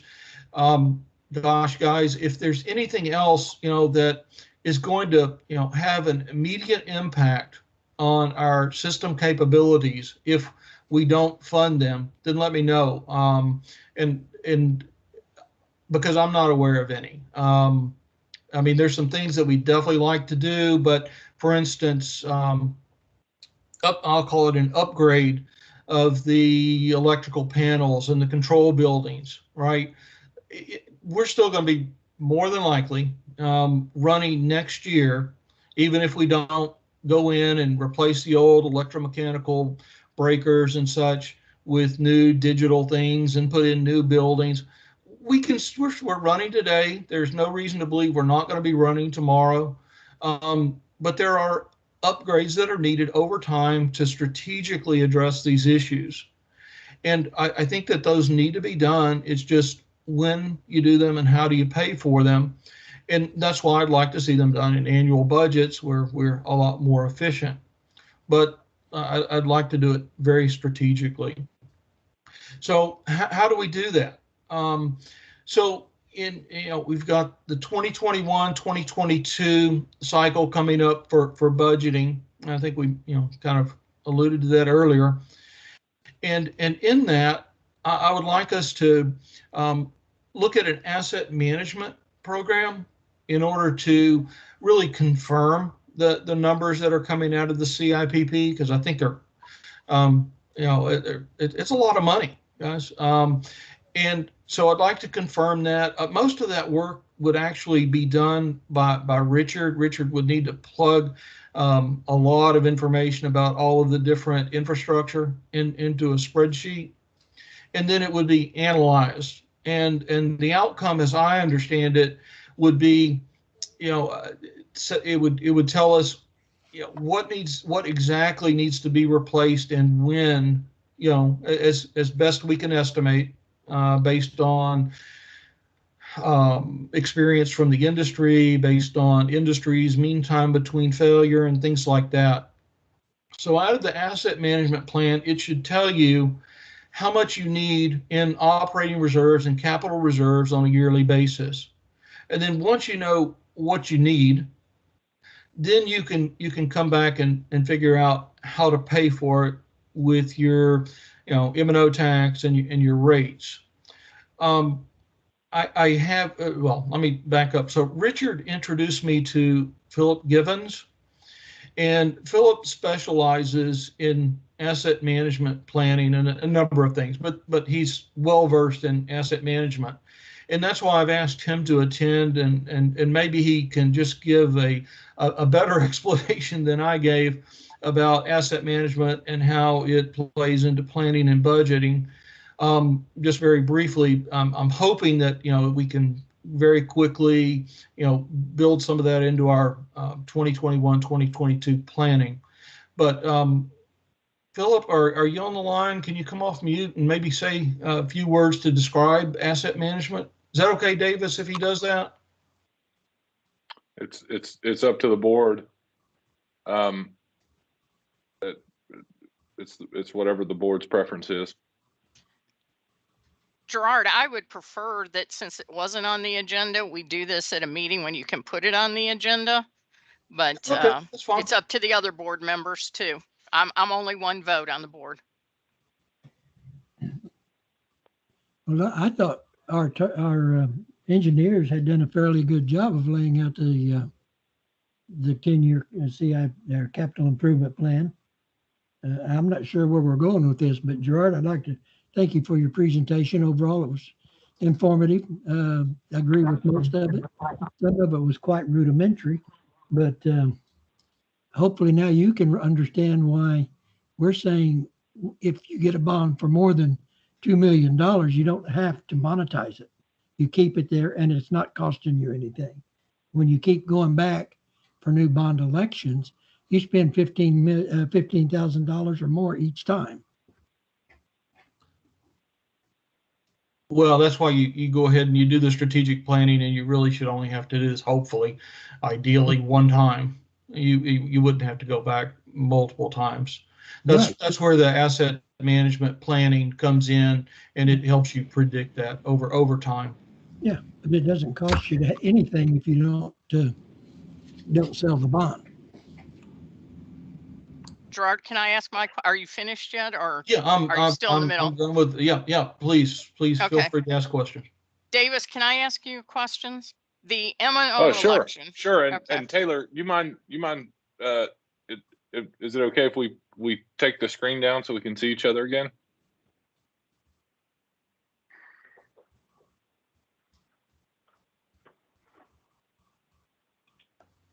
Taylor? I know if he's like me, he has lots of screens open and has to find the right screen, move the mouse in the right place to close it. No, all good. Yeah, go ahead, Julie.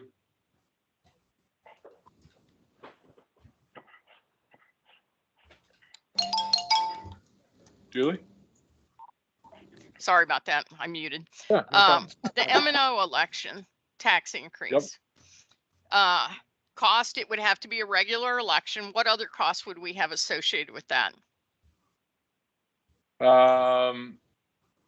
You'd have, you'd have 2 elections. And so you'd have your, and that's assuming that you tried to be as efficient with it as possible, right? That you raised it, first you got the authorization, and then you raised it to the kind of maximum rate that you would need. And it also assumes, those kind of consecutive successful elections. Okay. So who authorizes that increase? So the board would call the maintenance and operations tax election. Okay. And then when you adopt your tax rate, you would be required to call a November election. So you would adopt your rate, early in September. You have an earlier deadline if you're going to bust the cap. And then you would call that maintenance and operations tax election and then hold it in November. And approval would be required before you could actually levy that tax. Okay. And to be clear, that cap and that approval process applies to maintenance and operations taxes. It does not apply to debt service taxes. Those cannot be capped. Got it. Okay. Hey, Taylor, are you still on here? Yeah, I'm here. Okay. So recoding well number 4. Well number 4 was just put online 2 years ago, maybe 3 years ago, maybe. So why are we having to recode it already? So I have the liberty of going last, which means I've heard all the other information. Oh, I'm sorry. No, you're good. Well, number 4, I think he's referring to water plant number 2 recoding, which has been a while. I would interject into Gerard's plan that sanitary sewer needs to be a priority. We're going for authorization, and I think that needs to be in the forefront of everybody's mind. We're not going to spend bonds. What my proposal shows is the necessity for funds over the next, I predict about 10 years, and I really do believe that you guys have 10 years worth of work to do. But we're really projecting out for the future of the district. That's what me Lauren and Davis are looking at for the longevity of the district and the possibility of issues coming up. Gerard is not wrong. Bonds are expensive. They're a thing that you have to do to cover the district to make sure you stay in functionality. And they're not the greatest things in the world. I'll be honest with you. I would love to say that you guys could support everything that you have going on out of M&O and we wouldn't have to worry about this. No, but it's kind of like a mortgage on your house. You didn't pay cash for your house. You probably had a mortgage on your house. And when you look at the amount of interest you paid on that. It's not even like a mortgage on your house. What we're going towards is a pre-approval to spend money on your house.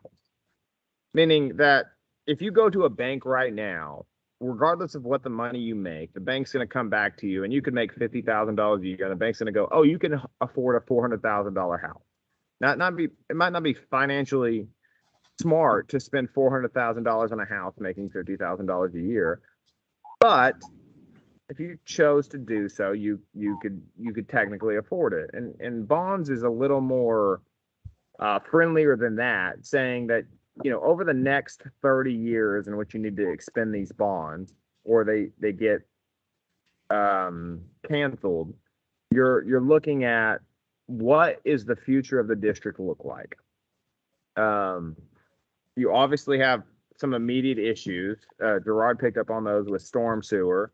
I think sanitary sewer is a bigger issue than he picked up on, and it's just because it's a lot of things that you don't see above surface. You're going to get infiltration. It's going to put a heavier load on your wastewater treatment facility. And so I would emphasize things like that for sanitary sewer.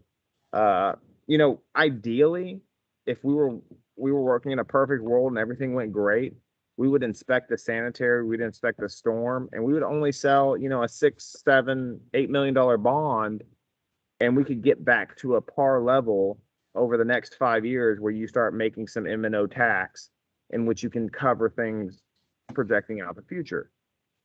That's an ideal world. We certainly don't live in that. We certainly want to be in a position where we can cover you in case some major issues pop up. So, you know, if you're looking at my report, I stayed consistent with my CIP plan over a 10-year period, and you're looking at about $14 million worth of work, and it projects out to about $17 million, $18 million worth of bond. That is just to cover you in the next 30 years. We have to project that out. I would love to say that in the next 8 to 10 years, you guys are in a healthy position. You don't have to sell 5 million or 10, even 10 million of those bonds.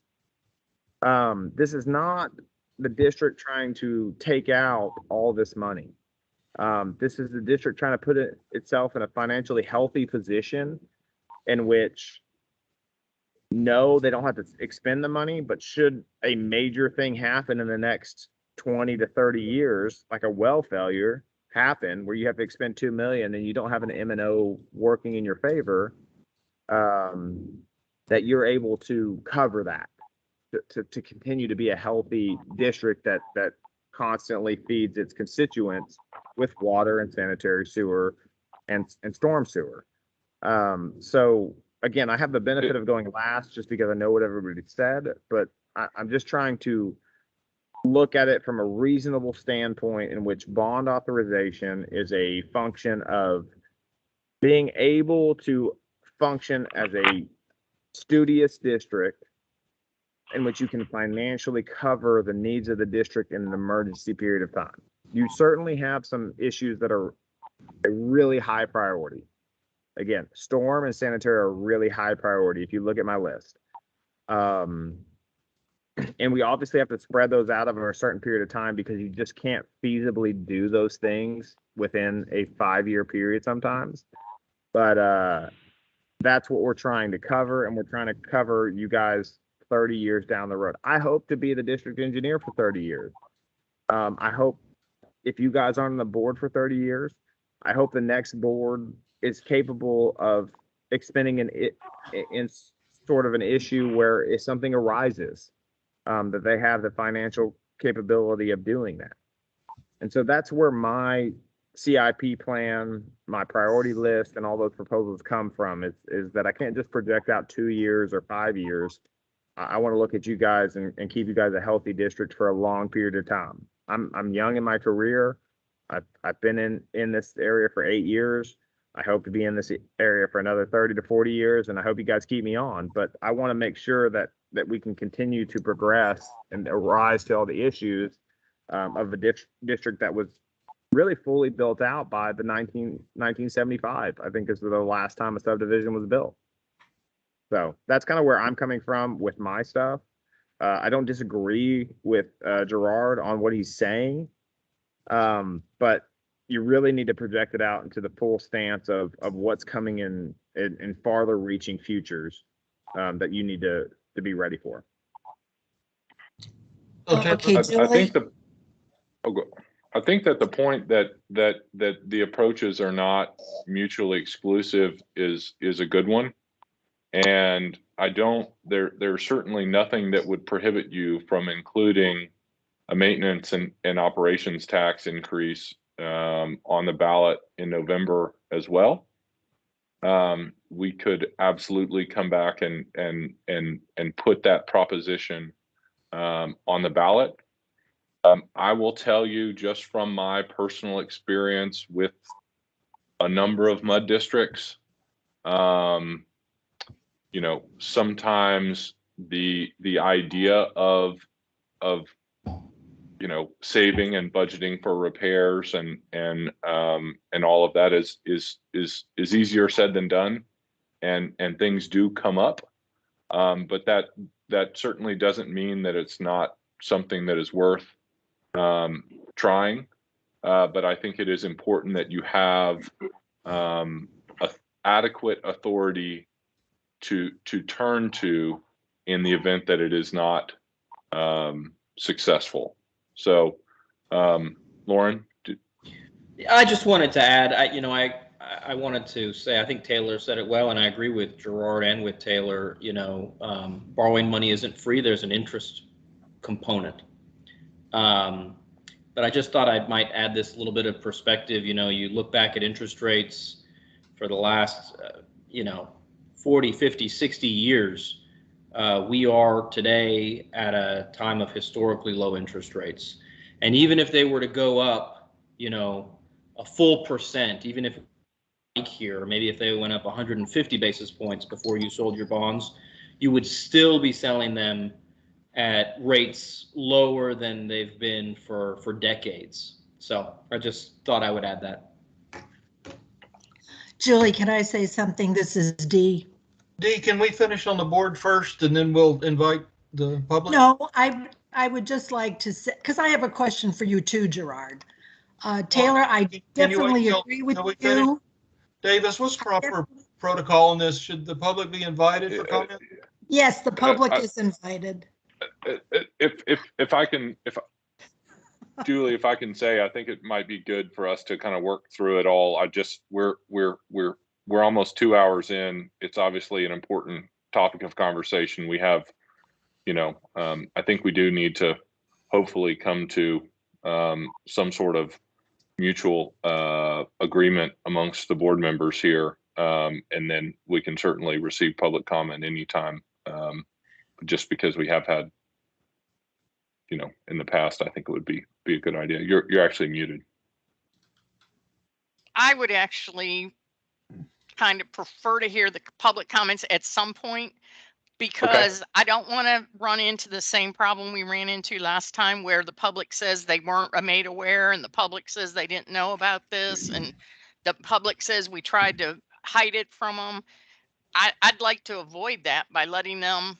Julie, it's a public meeting. I would agree with that. I'm just saying, I'd like to finish the board discussion Okay, before Gerard, we could do I public. finish my comment? Yeah, thought you were through. You just did it again.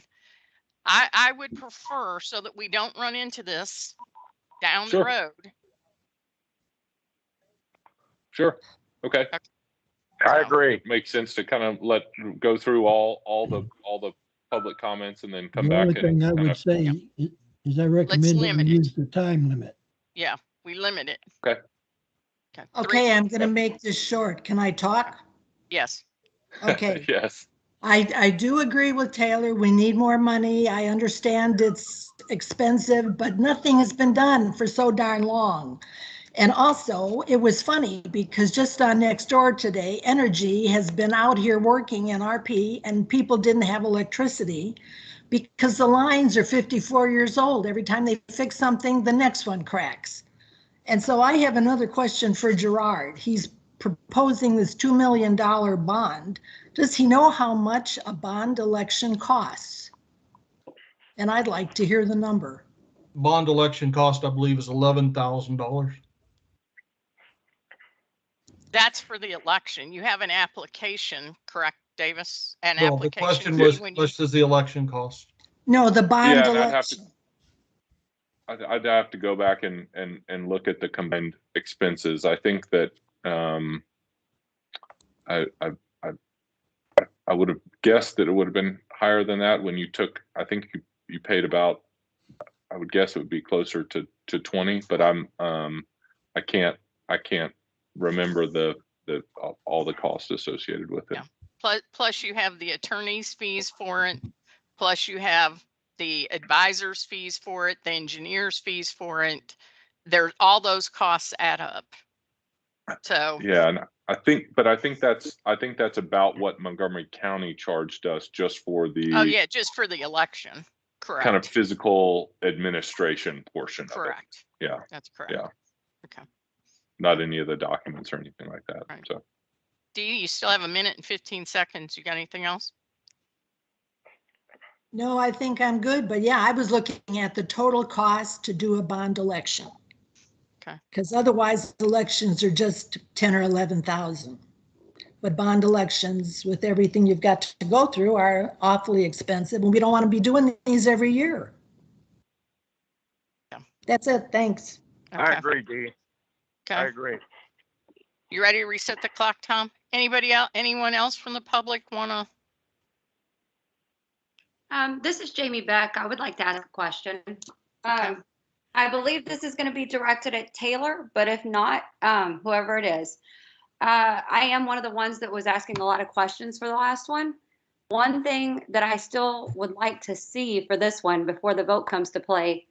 So like on our 10-year capital improvement plan, we have a lot of different phases in there. Phase 1 of this, phase 2 of that. I would like to see something that kind of tells the public what those phases consist of, not just the sanitary manhole rehabilitation phase 1, like actually let us know what it is. Is there any way we can get a list or a little bit better of a list than just those very broad labels?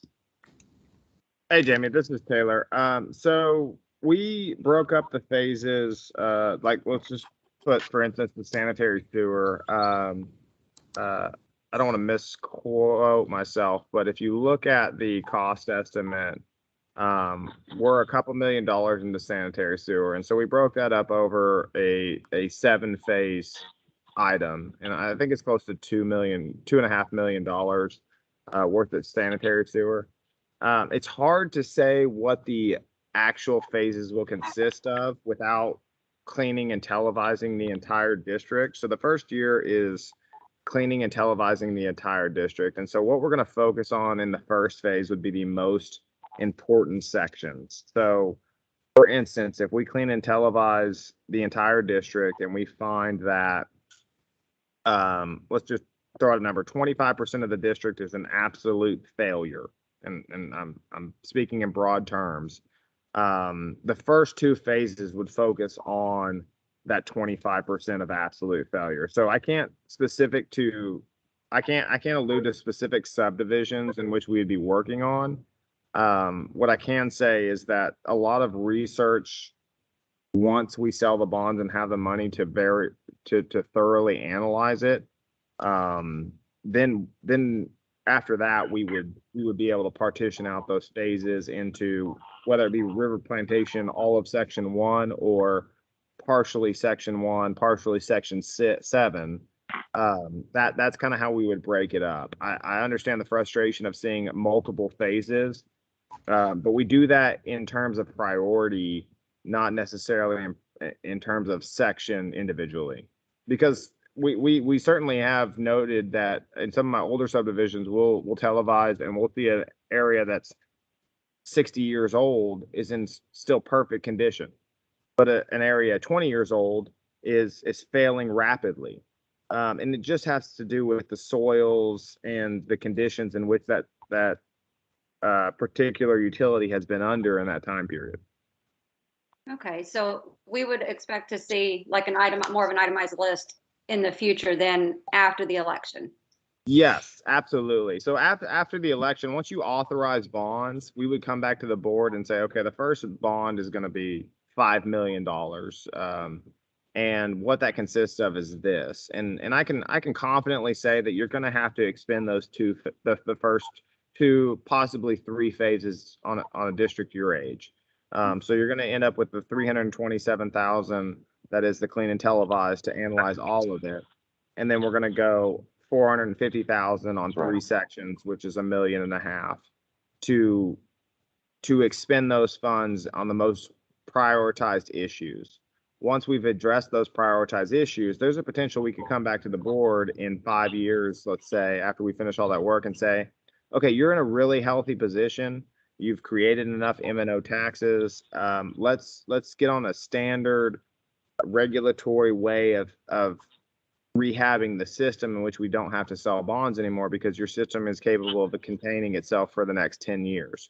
But I can't know that information without thoroughly analyzing the entire system. All right. Exactly. My time's definitely up because we've done a lot of talking, so I'm going to let it go. I appreciate you answering me, though. Thank you. I've done a lot of talking, but if you have a secondary question, if the board's not opposed to it, I would definitely further your secondary follow-up question if you have one. Well, it's just it's not really a secondary question. Like I said, I just kind of felt like there would be a little bit more information available. Background on me. My husband's an engineer. My stepmother works for the Army Corps of Engineers and has for over 30 years. So I'm not super new to this kind of thing, and I just expected a little bit more information available to the public about what we were planning on doing. But no, I absolutely understand that concern. And people that are in the engineering industry understand if you've been into it a long time, if you worked with districts like RPMUD for a long time, if I'd have been here for a long time, this would be a completely different plan. And that I can understand. I do understand that. I will preface it that being new to the district, without proper televising of the sanitary and storm sewer system, it's really hard to know what's underground, and I have to do the best engineering judgment. And usually a district your age, anywhere from 60 to 70% of the district is going to have to be rehabbed on the sanitary sewer side of things. Right. And the one thing I'll agree on is that we definitely have to get something done because like I haven't been here long, but I've been here long enough to understand that there's definitely a problem that we need to get fixed. Correct. And if I can add in Taylor's defense, in many cases, there is a 5 or 10 or 15 year televising job that you can look back to and say, here's where we were 5, 10, 15 years ago. None of that information exists. Right. And we don't have the money to go and do the cleaning and televising job before moving forward. And so what Taylor has done is gone out and done a visual manhole to manhole inspection and some kind of limited televising and inspection to make those assumptions. But that cleaning and televising money will have to be spent anyway, no matter what. And then from there we'll basically size the construction projects. Absolutely. Because the way this is phased in is we have to have the voted authorization. Then we can sell the bonds. But even after that, we still have the construction contract process, right? So it is a long and slow process, but there are checks on the actual work, along the way, if that makes sense. It does, and I appreciate you guys taking the time to answer me. And I do completely understand, Taylor. You're new to being new to the district. I get where you're coming from with it. So at this point, I think you deserve a break. Well, I appreciate that. Can I add to point, I would David's there? just say, Hang on, Tom. if we had historical knowledge, this would be a completely different conversation. We're really starting from square one for this district, and it, for lack of a better term, it sucks. You know, typically what engineers will really recommend is we do kind of a ongoing inspection of the system on a regular basis where we rotate through sections within the district, so that we can continue on a 5-year kind of CIP plan so that the district can prepare for. I'm working from square one, and I'm sure that your husband and your, I think you said mother-in-law, if I'm not mistaken, or your mother, can kind of respect that. Is that when you go on square one, you really want to get a full picture of what's going on prior to it, and that's where that item comes from. And when we're talking in terms of bond authorization, I don't sit here and say, oh, I want you guys to sell $15 million of work. I will be honest, I have no eggs in that basket. I want to do the work that's necessary for your district, and nothing more. But I want to make sure you guys are covered fully. All right. Well, thank you. I appreciate y'all letting me have the extra time. I don't know how far over I went. Sorry. All right. I think Tom had a comment. Jamie, I had one more comment for you. Is if whatever the bond number is that we decide on, just because we get you to approve, let's say it's 10 million, doesn't mean we're going to go out and sell $10 million worth of bonds right now. We, according to Taylor's plan, we need approximately 6 million to do the first 4 years. So the others, you're not paying interest on until it is actually sold. You understand that too, correct? Yes, sir.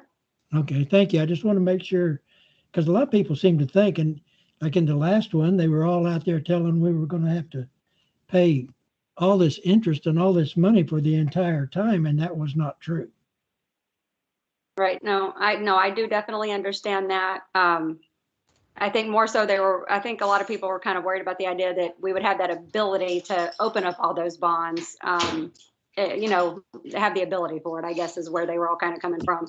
So Jamie, those bonds, before they have to be approved, not only do the engineers have to sign off on them, the attorneys have to sign off on it, but TCEQ has to approve the projects. Okay, well, yeah, I didn't know that. Now that's good to know. That is good. That's good. That puts my mind at ease more. That there's we have to have all the plans and specifications approved by the TCQ, and they have to sign off on the scope of work. And those funds are actually restricted to those projects. And if we even want to change, you know, moving money from let's say a water plant project to a sewer plant project, we have to get the TCQ's approval to do that. Okay.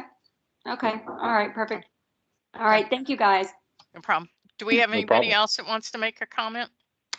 Can I just make a quick one? I think Jamie might get more information from that 2618 link on the agenda. Okay. That gives you all the proposals and all the information from Taylor too. Okay. I don't have the one that was available on the website. It was the proposal, but there wasn't any of the stuff that they were showing on the screen earlier. I don't have access to. I didn't see that. Look on the agenda, and the link is on the agenda. If somebody also go click on that, because I'll on the okay. I'll try that. I'll come back if I don't see it. Okay. I'll add it to I'll see if I can add it to the chat so everybody can see it. Okay. And Jamie, please also feel free to call or email me if you need additional information. I'm here to help you guys out to understand the process better. So whatever you guys need. Okay. Thank you. All right. Anyone else from the public? Robert, you got your hand up, I see. Yes, I have a question with regards to what Jamie observed. There were two different versions, one on the website and one with a link, which document goes away tomorrow morning. Is there a reason why we have two different documents? We don't have the complete one on the website? And will we have it after we adjourn the meeting, will you put the complete document, the 111-page document on the website? I'm gonna say it should be there, but I will also say we get charged per page that, if I'm not mistaken, we get charged per page that we post on the website, or that OffCinco has to post. And I believe it was 100 and some pages. So I have no idea what that bill would be. So Robert, if you could possibly go out to that other website and download it. I would downloaded it. appreciate That's that. why I noticed a difference. Okay. I did download Yeah. it. I noticed. Just noticed, wondering why the difference, because that is misleading. Maybe there ought to be a statement there, because like I said, tomorrow it will be gone. That it goes away the day after the meeting, and after that you have to email Stephanie to get a copy if you miss it. The agenda packet goes away tomorrow? Yeah, it goes away. Well, the first thing they do the next day is delete it off the packets. And now I know that the law firm has a website you can get the recording from as well, and you get that. But anyway, that's my observation. Okay. That's all I want to comment on. Okay. Thank you. Well, I think we're going to discuss website hosts at the next meeting. So I did find the link. I did find it, so now I have it. Thank you. Thanks to everybody who helped me get there. Okay. Okay. All right. Anyone else have any comments?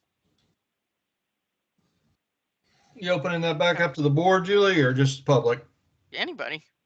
Yeah, so I've got some questions still for Taylor related to his presentation. First one's a remark. Taylor, don't forget that the electorate has already rejected a $25 million bond. So we do have that history, and we kind of know where they're coming from. Gerard, can I make a comment on that? No, let me finish with my other one, Julie, please. The question that I have, Taylor, is you were talking about the sanitary, and you think some of that or all of that is urgent and should be funded with the bond. Can you elaborate on specifically what you think needs to be done urgently within the next year, that, if we don't do it, there's a risk to the system, a serious system failure? Yeah, absolutely. So as I said, we were able to televise about 1,500 linear feet, and as Julie said, there's 114,000 linear feet of line. So we legitimately analyzed about less than 1% of it.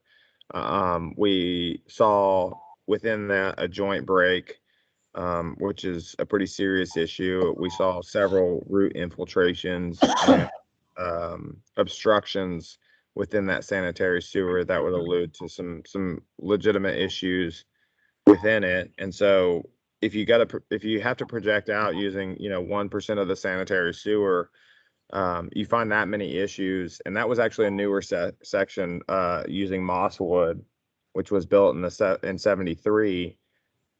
You kind of project out that everything built in the 1960s is going to be as equivalent or somewhat worse off than that. You guys have had a lot of flooding in the past. Flooding puts a lot of moisture in the soils and causes it to shift. Conroe does have a fault line running through it as well. So with soil shifting and things like that, you're going to have a lot of offsets in sanitary. One of the things about sanitary sewer that people seem to misunderstand is when you put two pieces of pipe, regardless of how long between two manholes, you create two fixed points. When those fixed points start to shift, they cause issues in any sort of shift for soil fluctuations. Waterline doesn't have this issue because it's a continuous strain. And so as it shifts, it's able to continue because it's flexible within the ground versus the two fixed points that sanitary has. And so that would give me the illusion that sanitary is causing more issues. If you don't remember, shortly after the bond election, we had two sanitary line failures that we had to do immediate point repairs on. All this information was gathered, and looking in manholes and things like that, analyzing the state of pipes and when it needs to be replaced, that would give us the the idea that 75% of the line probably needs some to be CIPP'd or fixed. And that's where the emergency or high priority comes in to address it. And that's independent of the different types of pipe. You'll see those problems no matter what the pipe is throughout the entire system. So in y'all's system, y'all have ABS truss pipe, asbestos concrete pipe, and vitrified clay pipe. Vitrified clay pipe honestly does have a lifespan of about 80 years if it didn't have any soil issues. That's the longest longevity that we have. Any sort of ABS truss pipe tends to break a lot sooner. It's just not as long lasting as a PVC. And then asbestos concrete, because of the fixed joints, does happen to shift more often than a PVC pipeliner. So looking at all three of those pipes and the longevity of it based off of standard engineering practices and the longevity of those pipes alludes again to the fact that there is a substantial amount of the sanitary underground that could possibly be failing. Again, that could rear its ugly head in backups into sanitary into people's houses and the overland flow of sewer. Okay, so can you estimate the amount of clay pipe that we have? Yeah, the only if you look at my subdivision breakdown, the only two sections that I believe had clay pipe from that, and let me pull it up just so I don't misquote myself. Give me 2 seconds.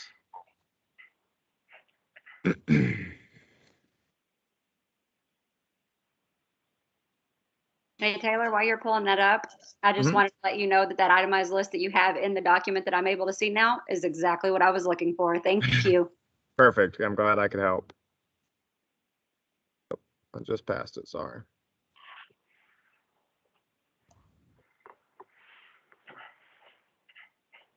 Yeah, so if you're looking at the subdivision breakdown, there's one section of vitrified clay, which is River Plantation Section 6, that we noted, and this was discussed with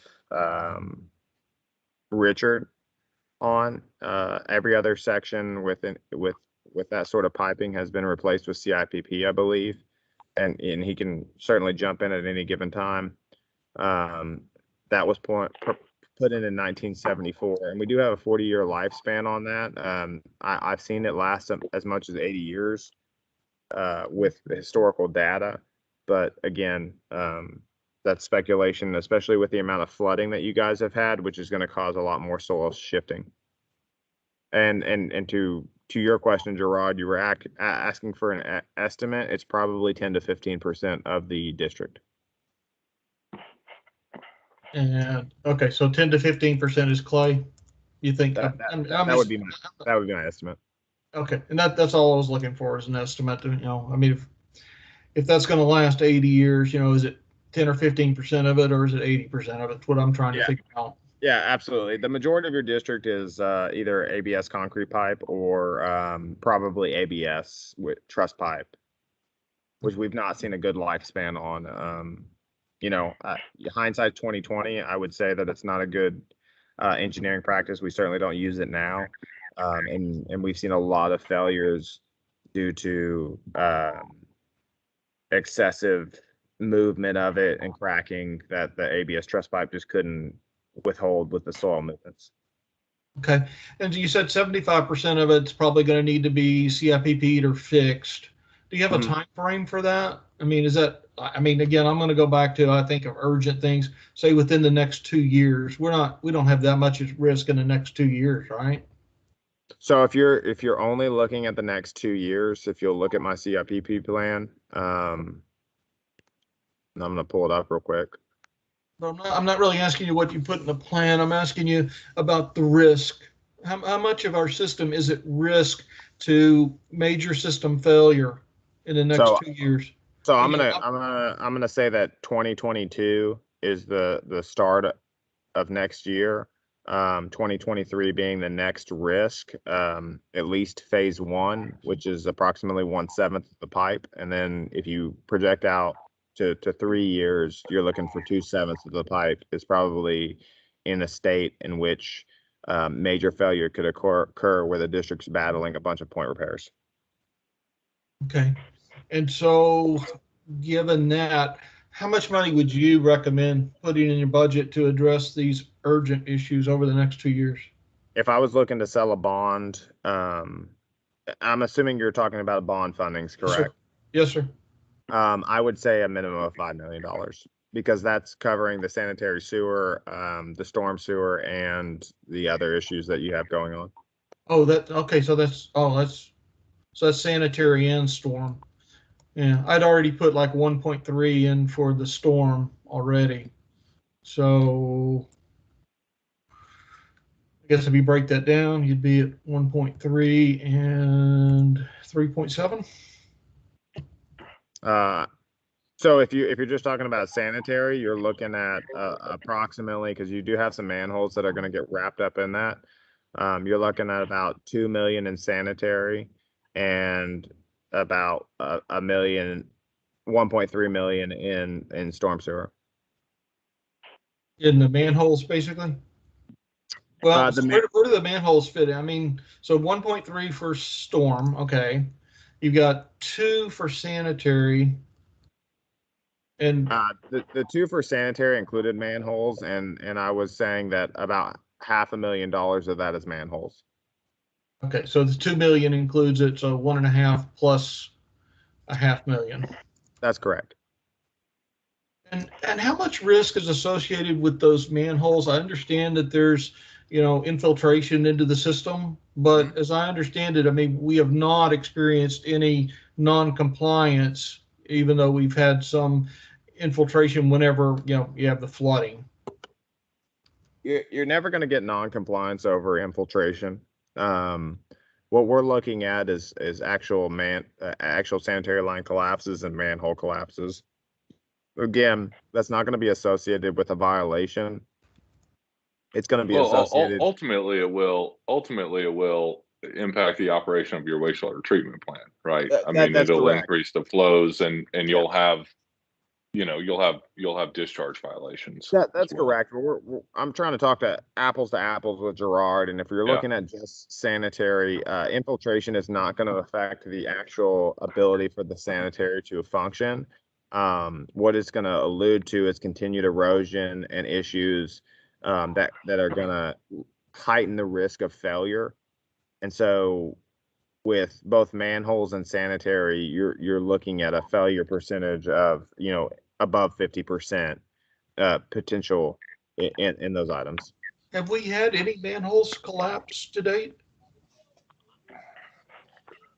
I don't believe you've had any sort of manhole collapses in which you would consider a collapse of it corroding into itself. What I would say is that when I inspected manholes, you had great backups in those manholes with bricks falling down into them. That leads me to assume that failures are potential. We're already at 9 o'clock, guys. We've been at this 2.5 hours. Can we move this forward or? Well, I wanted to finish my questions, Tom. I think, I'm asking some pretty specific ones. Yeah, they're bearing. But it's really just this one question that requires a pretty detailed answer, I think. Trying to understand what's recommended from a dollar perspective, and I guess what I'm hearing is really $2 million. I think we're kind of getting to the end of this. For the sanitary that you're recommending, and you think that's for urgent, correct? Mm-hmm. That's absolutely correct. I believe there is an urgency to it. Okay, that's all the questions that I've got. Thanks, Taylor. Thanks, Gerard.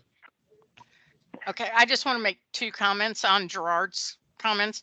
First of all, the bond election, the bond election was only defeated by 40 votes. And I have to believe that had someone not put out literature that had the wrong election date on it, it would have passed by those 40 votes, because in my office alone, we took several calls the day that was misprinted on the literature, asking where they went to vote, where they were supposed to go to vote.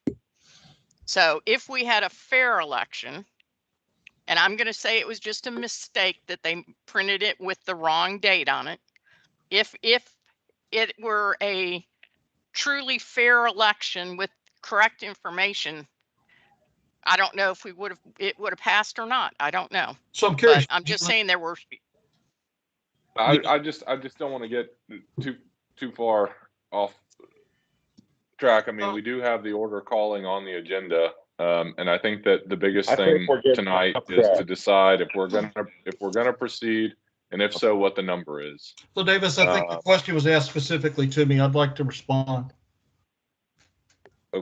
Okay. Yeah. I didn't ask you a question. You specifically. I didn't ask you a question. I made a statement. I didn't ask you a listen question. to the recording. You said specifically to me, so. I didn't ask you a question. Well, I didn't distribute that information, so please, I'm not sure why you even made it in the context of me at all. I didn't say. I said the election failed by 40 votes. And if someone, and I didn't say your name, if someone had not put out literature with the wrong election date on it, nowhere in there did I have your name. So, okay. So we have 2 million. Are we still on the 2 million? We have I don't remember what Tim's was, 7.5. And Taylor, what is yours? 20 or 25 or 15 or? And I know you're not on the board, but what is the engineer recommending? Mine is a minimum of 15 million. Okay. Okay. So Julie, I guess I would go ahead based on what Taylor recommended earlier. I would probably go ahead and adjust mine up from 2 million to 3.5 million, and that would cover the sanitary. Okay, so we have 15, we have somewhere around 7.5, and we have 3.5. Okay, or 3.75, whatever. Anybody want to make a motion on any of those? Hey, real quick, guys, if I can just emphasize, we're talking about bond authorization, not bond sales. Correct. Alluding to you guys all being on the board in the next 10 years, if we authorize $15 million, we do not have to sell it. I would love to say that we expend, using Gerard's numbers, $3.5 million in bond sales, if that's what the first bond wants to be. And I'm wrong. I don't mind admitting that I'm wrong. I just want to make sure that you guys are covered in the future as we go forward as a district. And we're working towards authorization, not actual sales of bonds. And that's a note for the general public as well.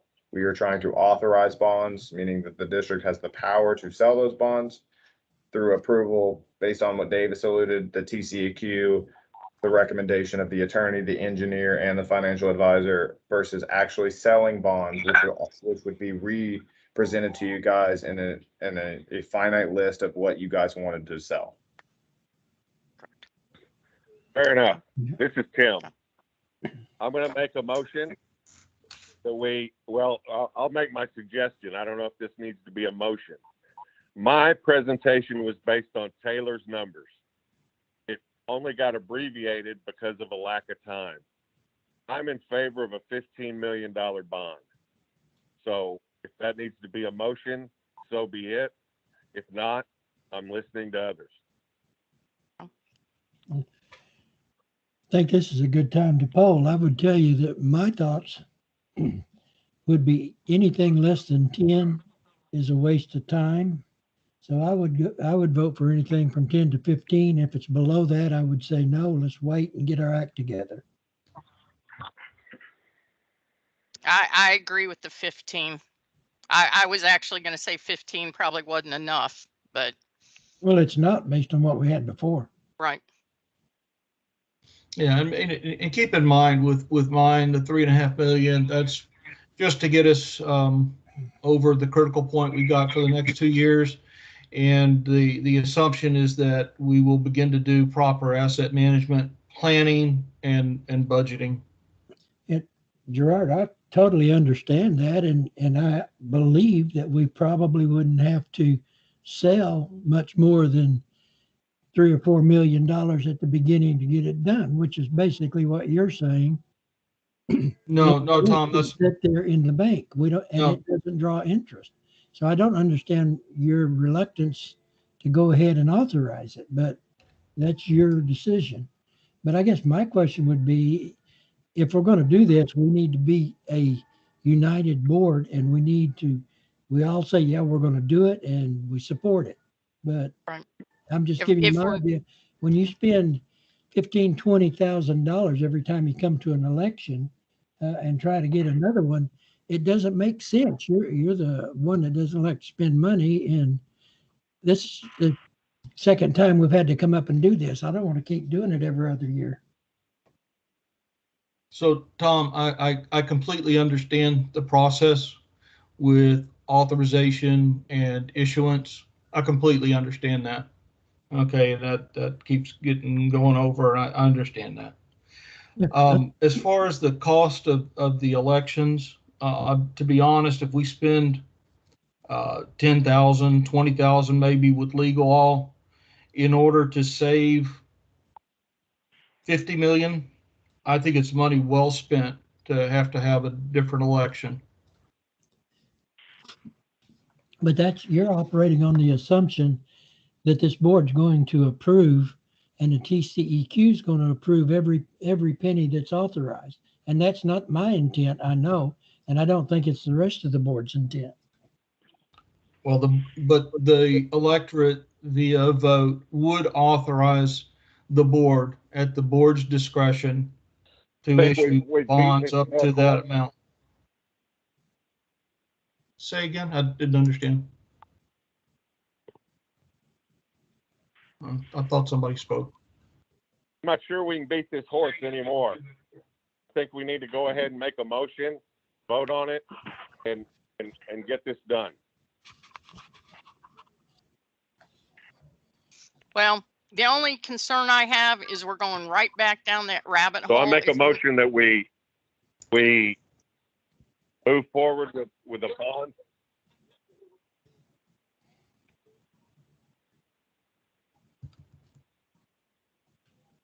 I lost audio. No, Yeah, I think it's Tim. I did too. I'm just afraid that if we go right back down that rabbit hole of not all agreeing, we're going to end up right back in the same place. Now, Julie, I almost don't want to vote on it and just let it go till May. I've done my assessment as a board member to provide oversight. This is my opinion that I'll vote on. I have compromised, basically doubled almost what I was willing to go on the bond based on what Taylor said. I think a bond any higher than that is inefficient, and I don't think that we're doing justice to our owners and people who pay the rates on a monthly basis. That's where I'm at. Based on that, I would make the motion that we table any further discussions on a bond issue at this time. Yep, I agree. I second that motion. All in favor? Tom, aye. Julie, aye. Gerard, aye. Okay. We just have to hope nothing happens in the next year. Tim, nay. Tim voted against tabling it? Yep. Okay. I can't tell you how frustrating this is. I just cannot tell you. I think it's mutual, Tim. I think it's frustrating for all of us.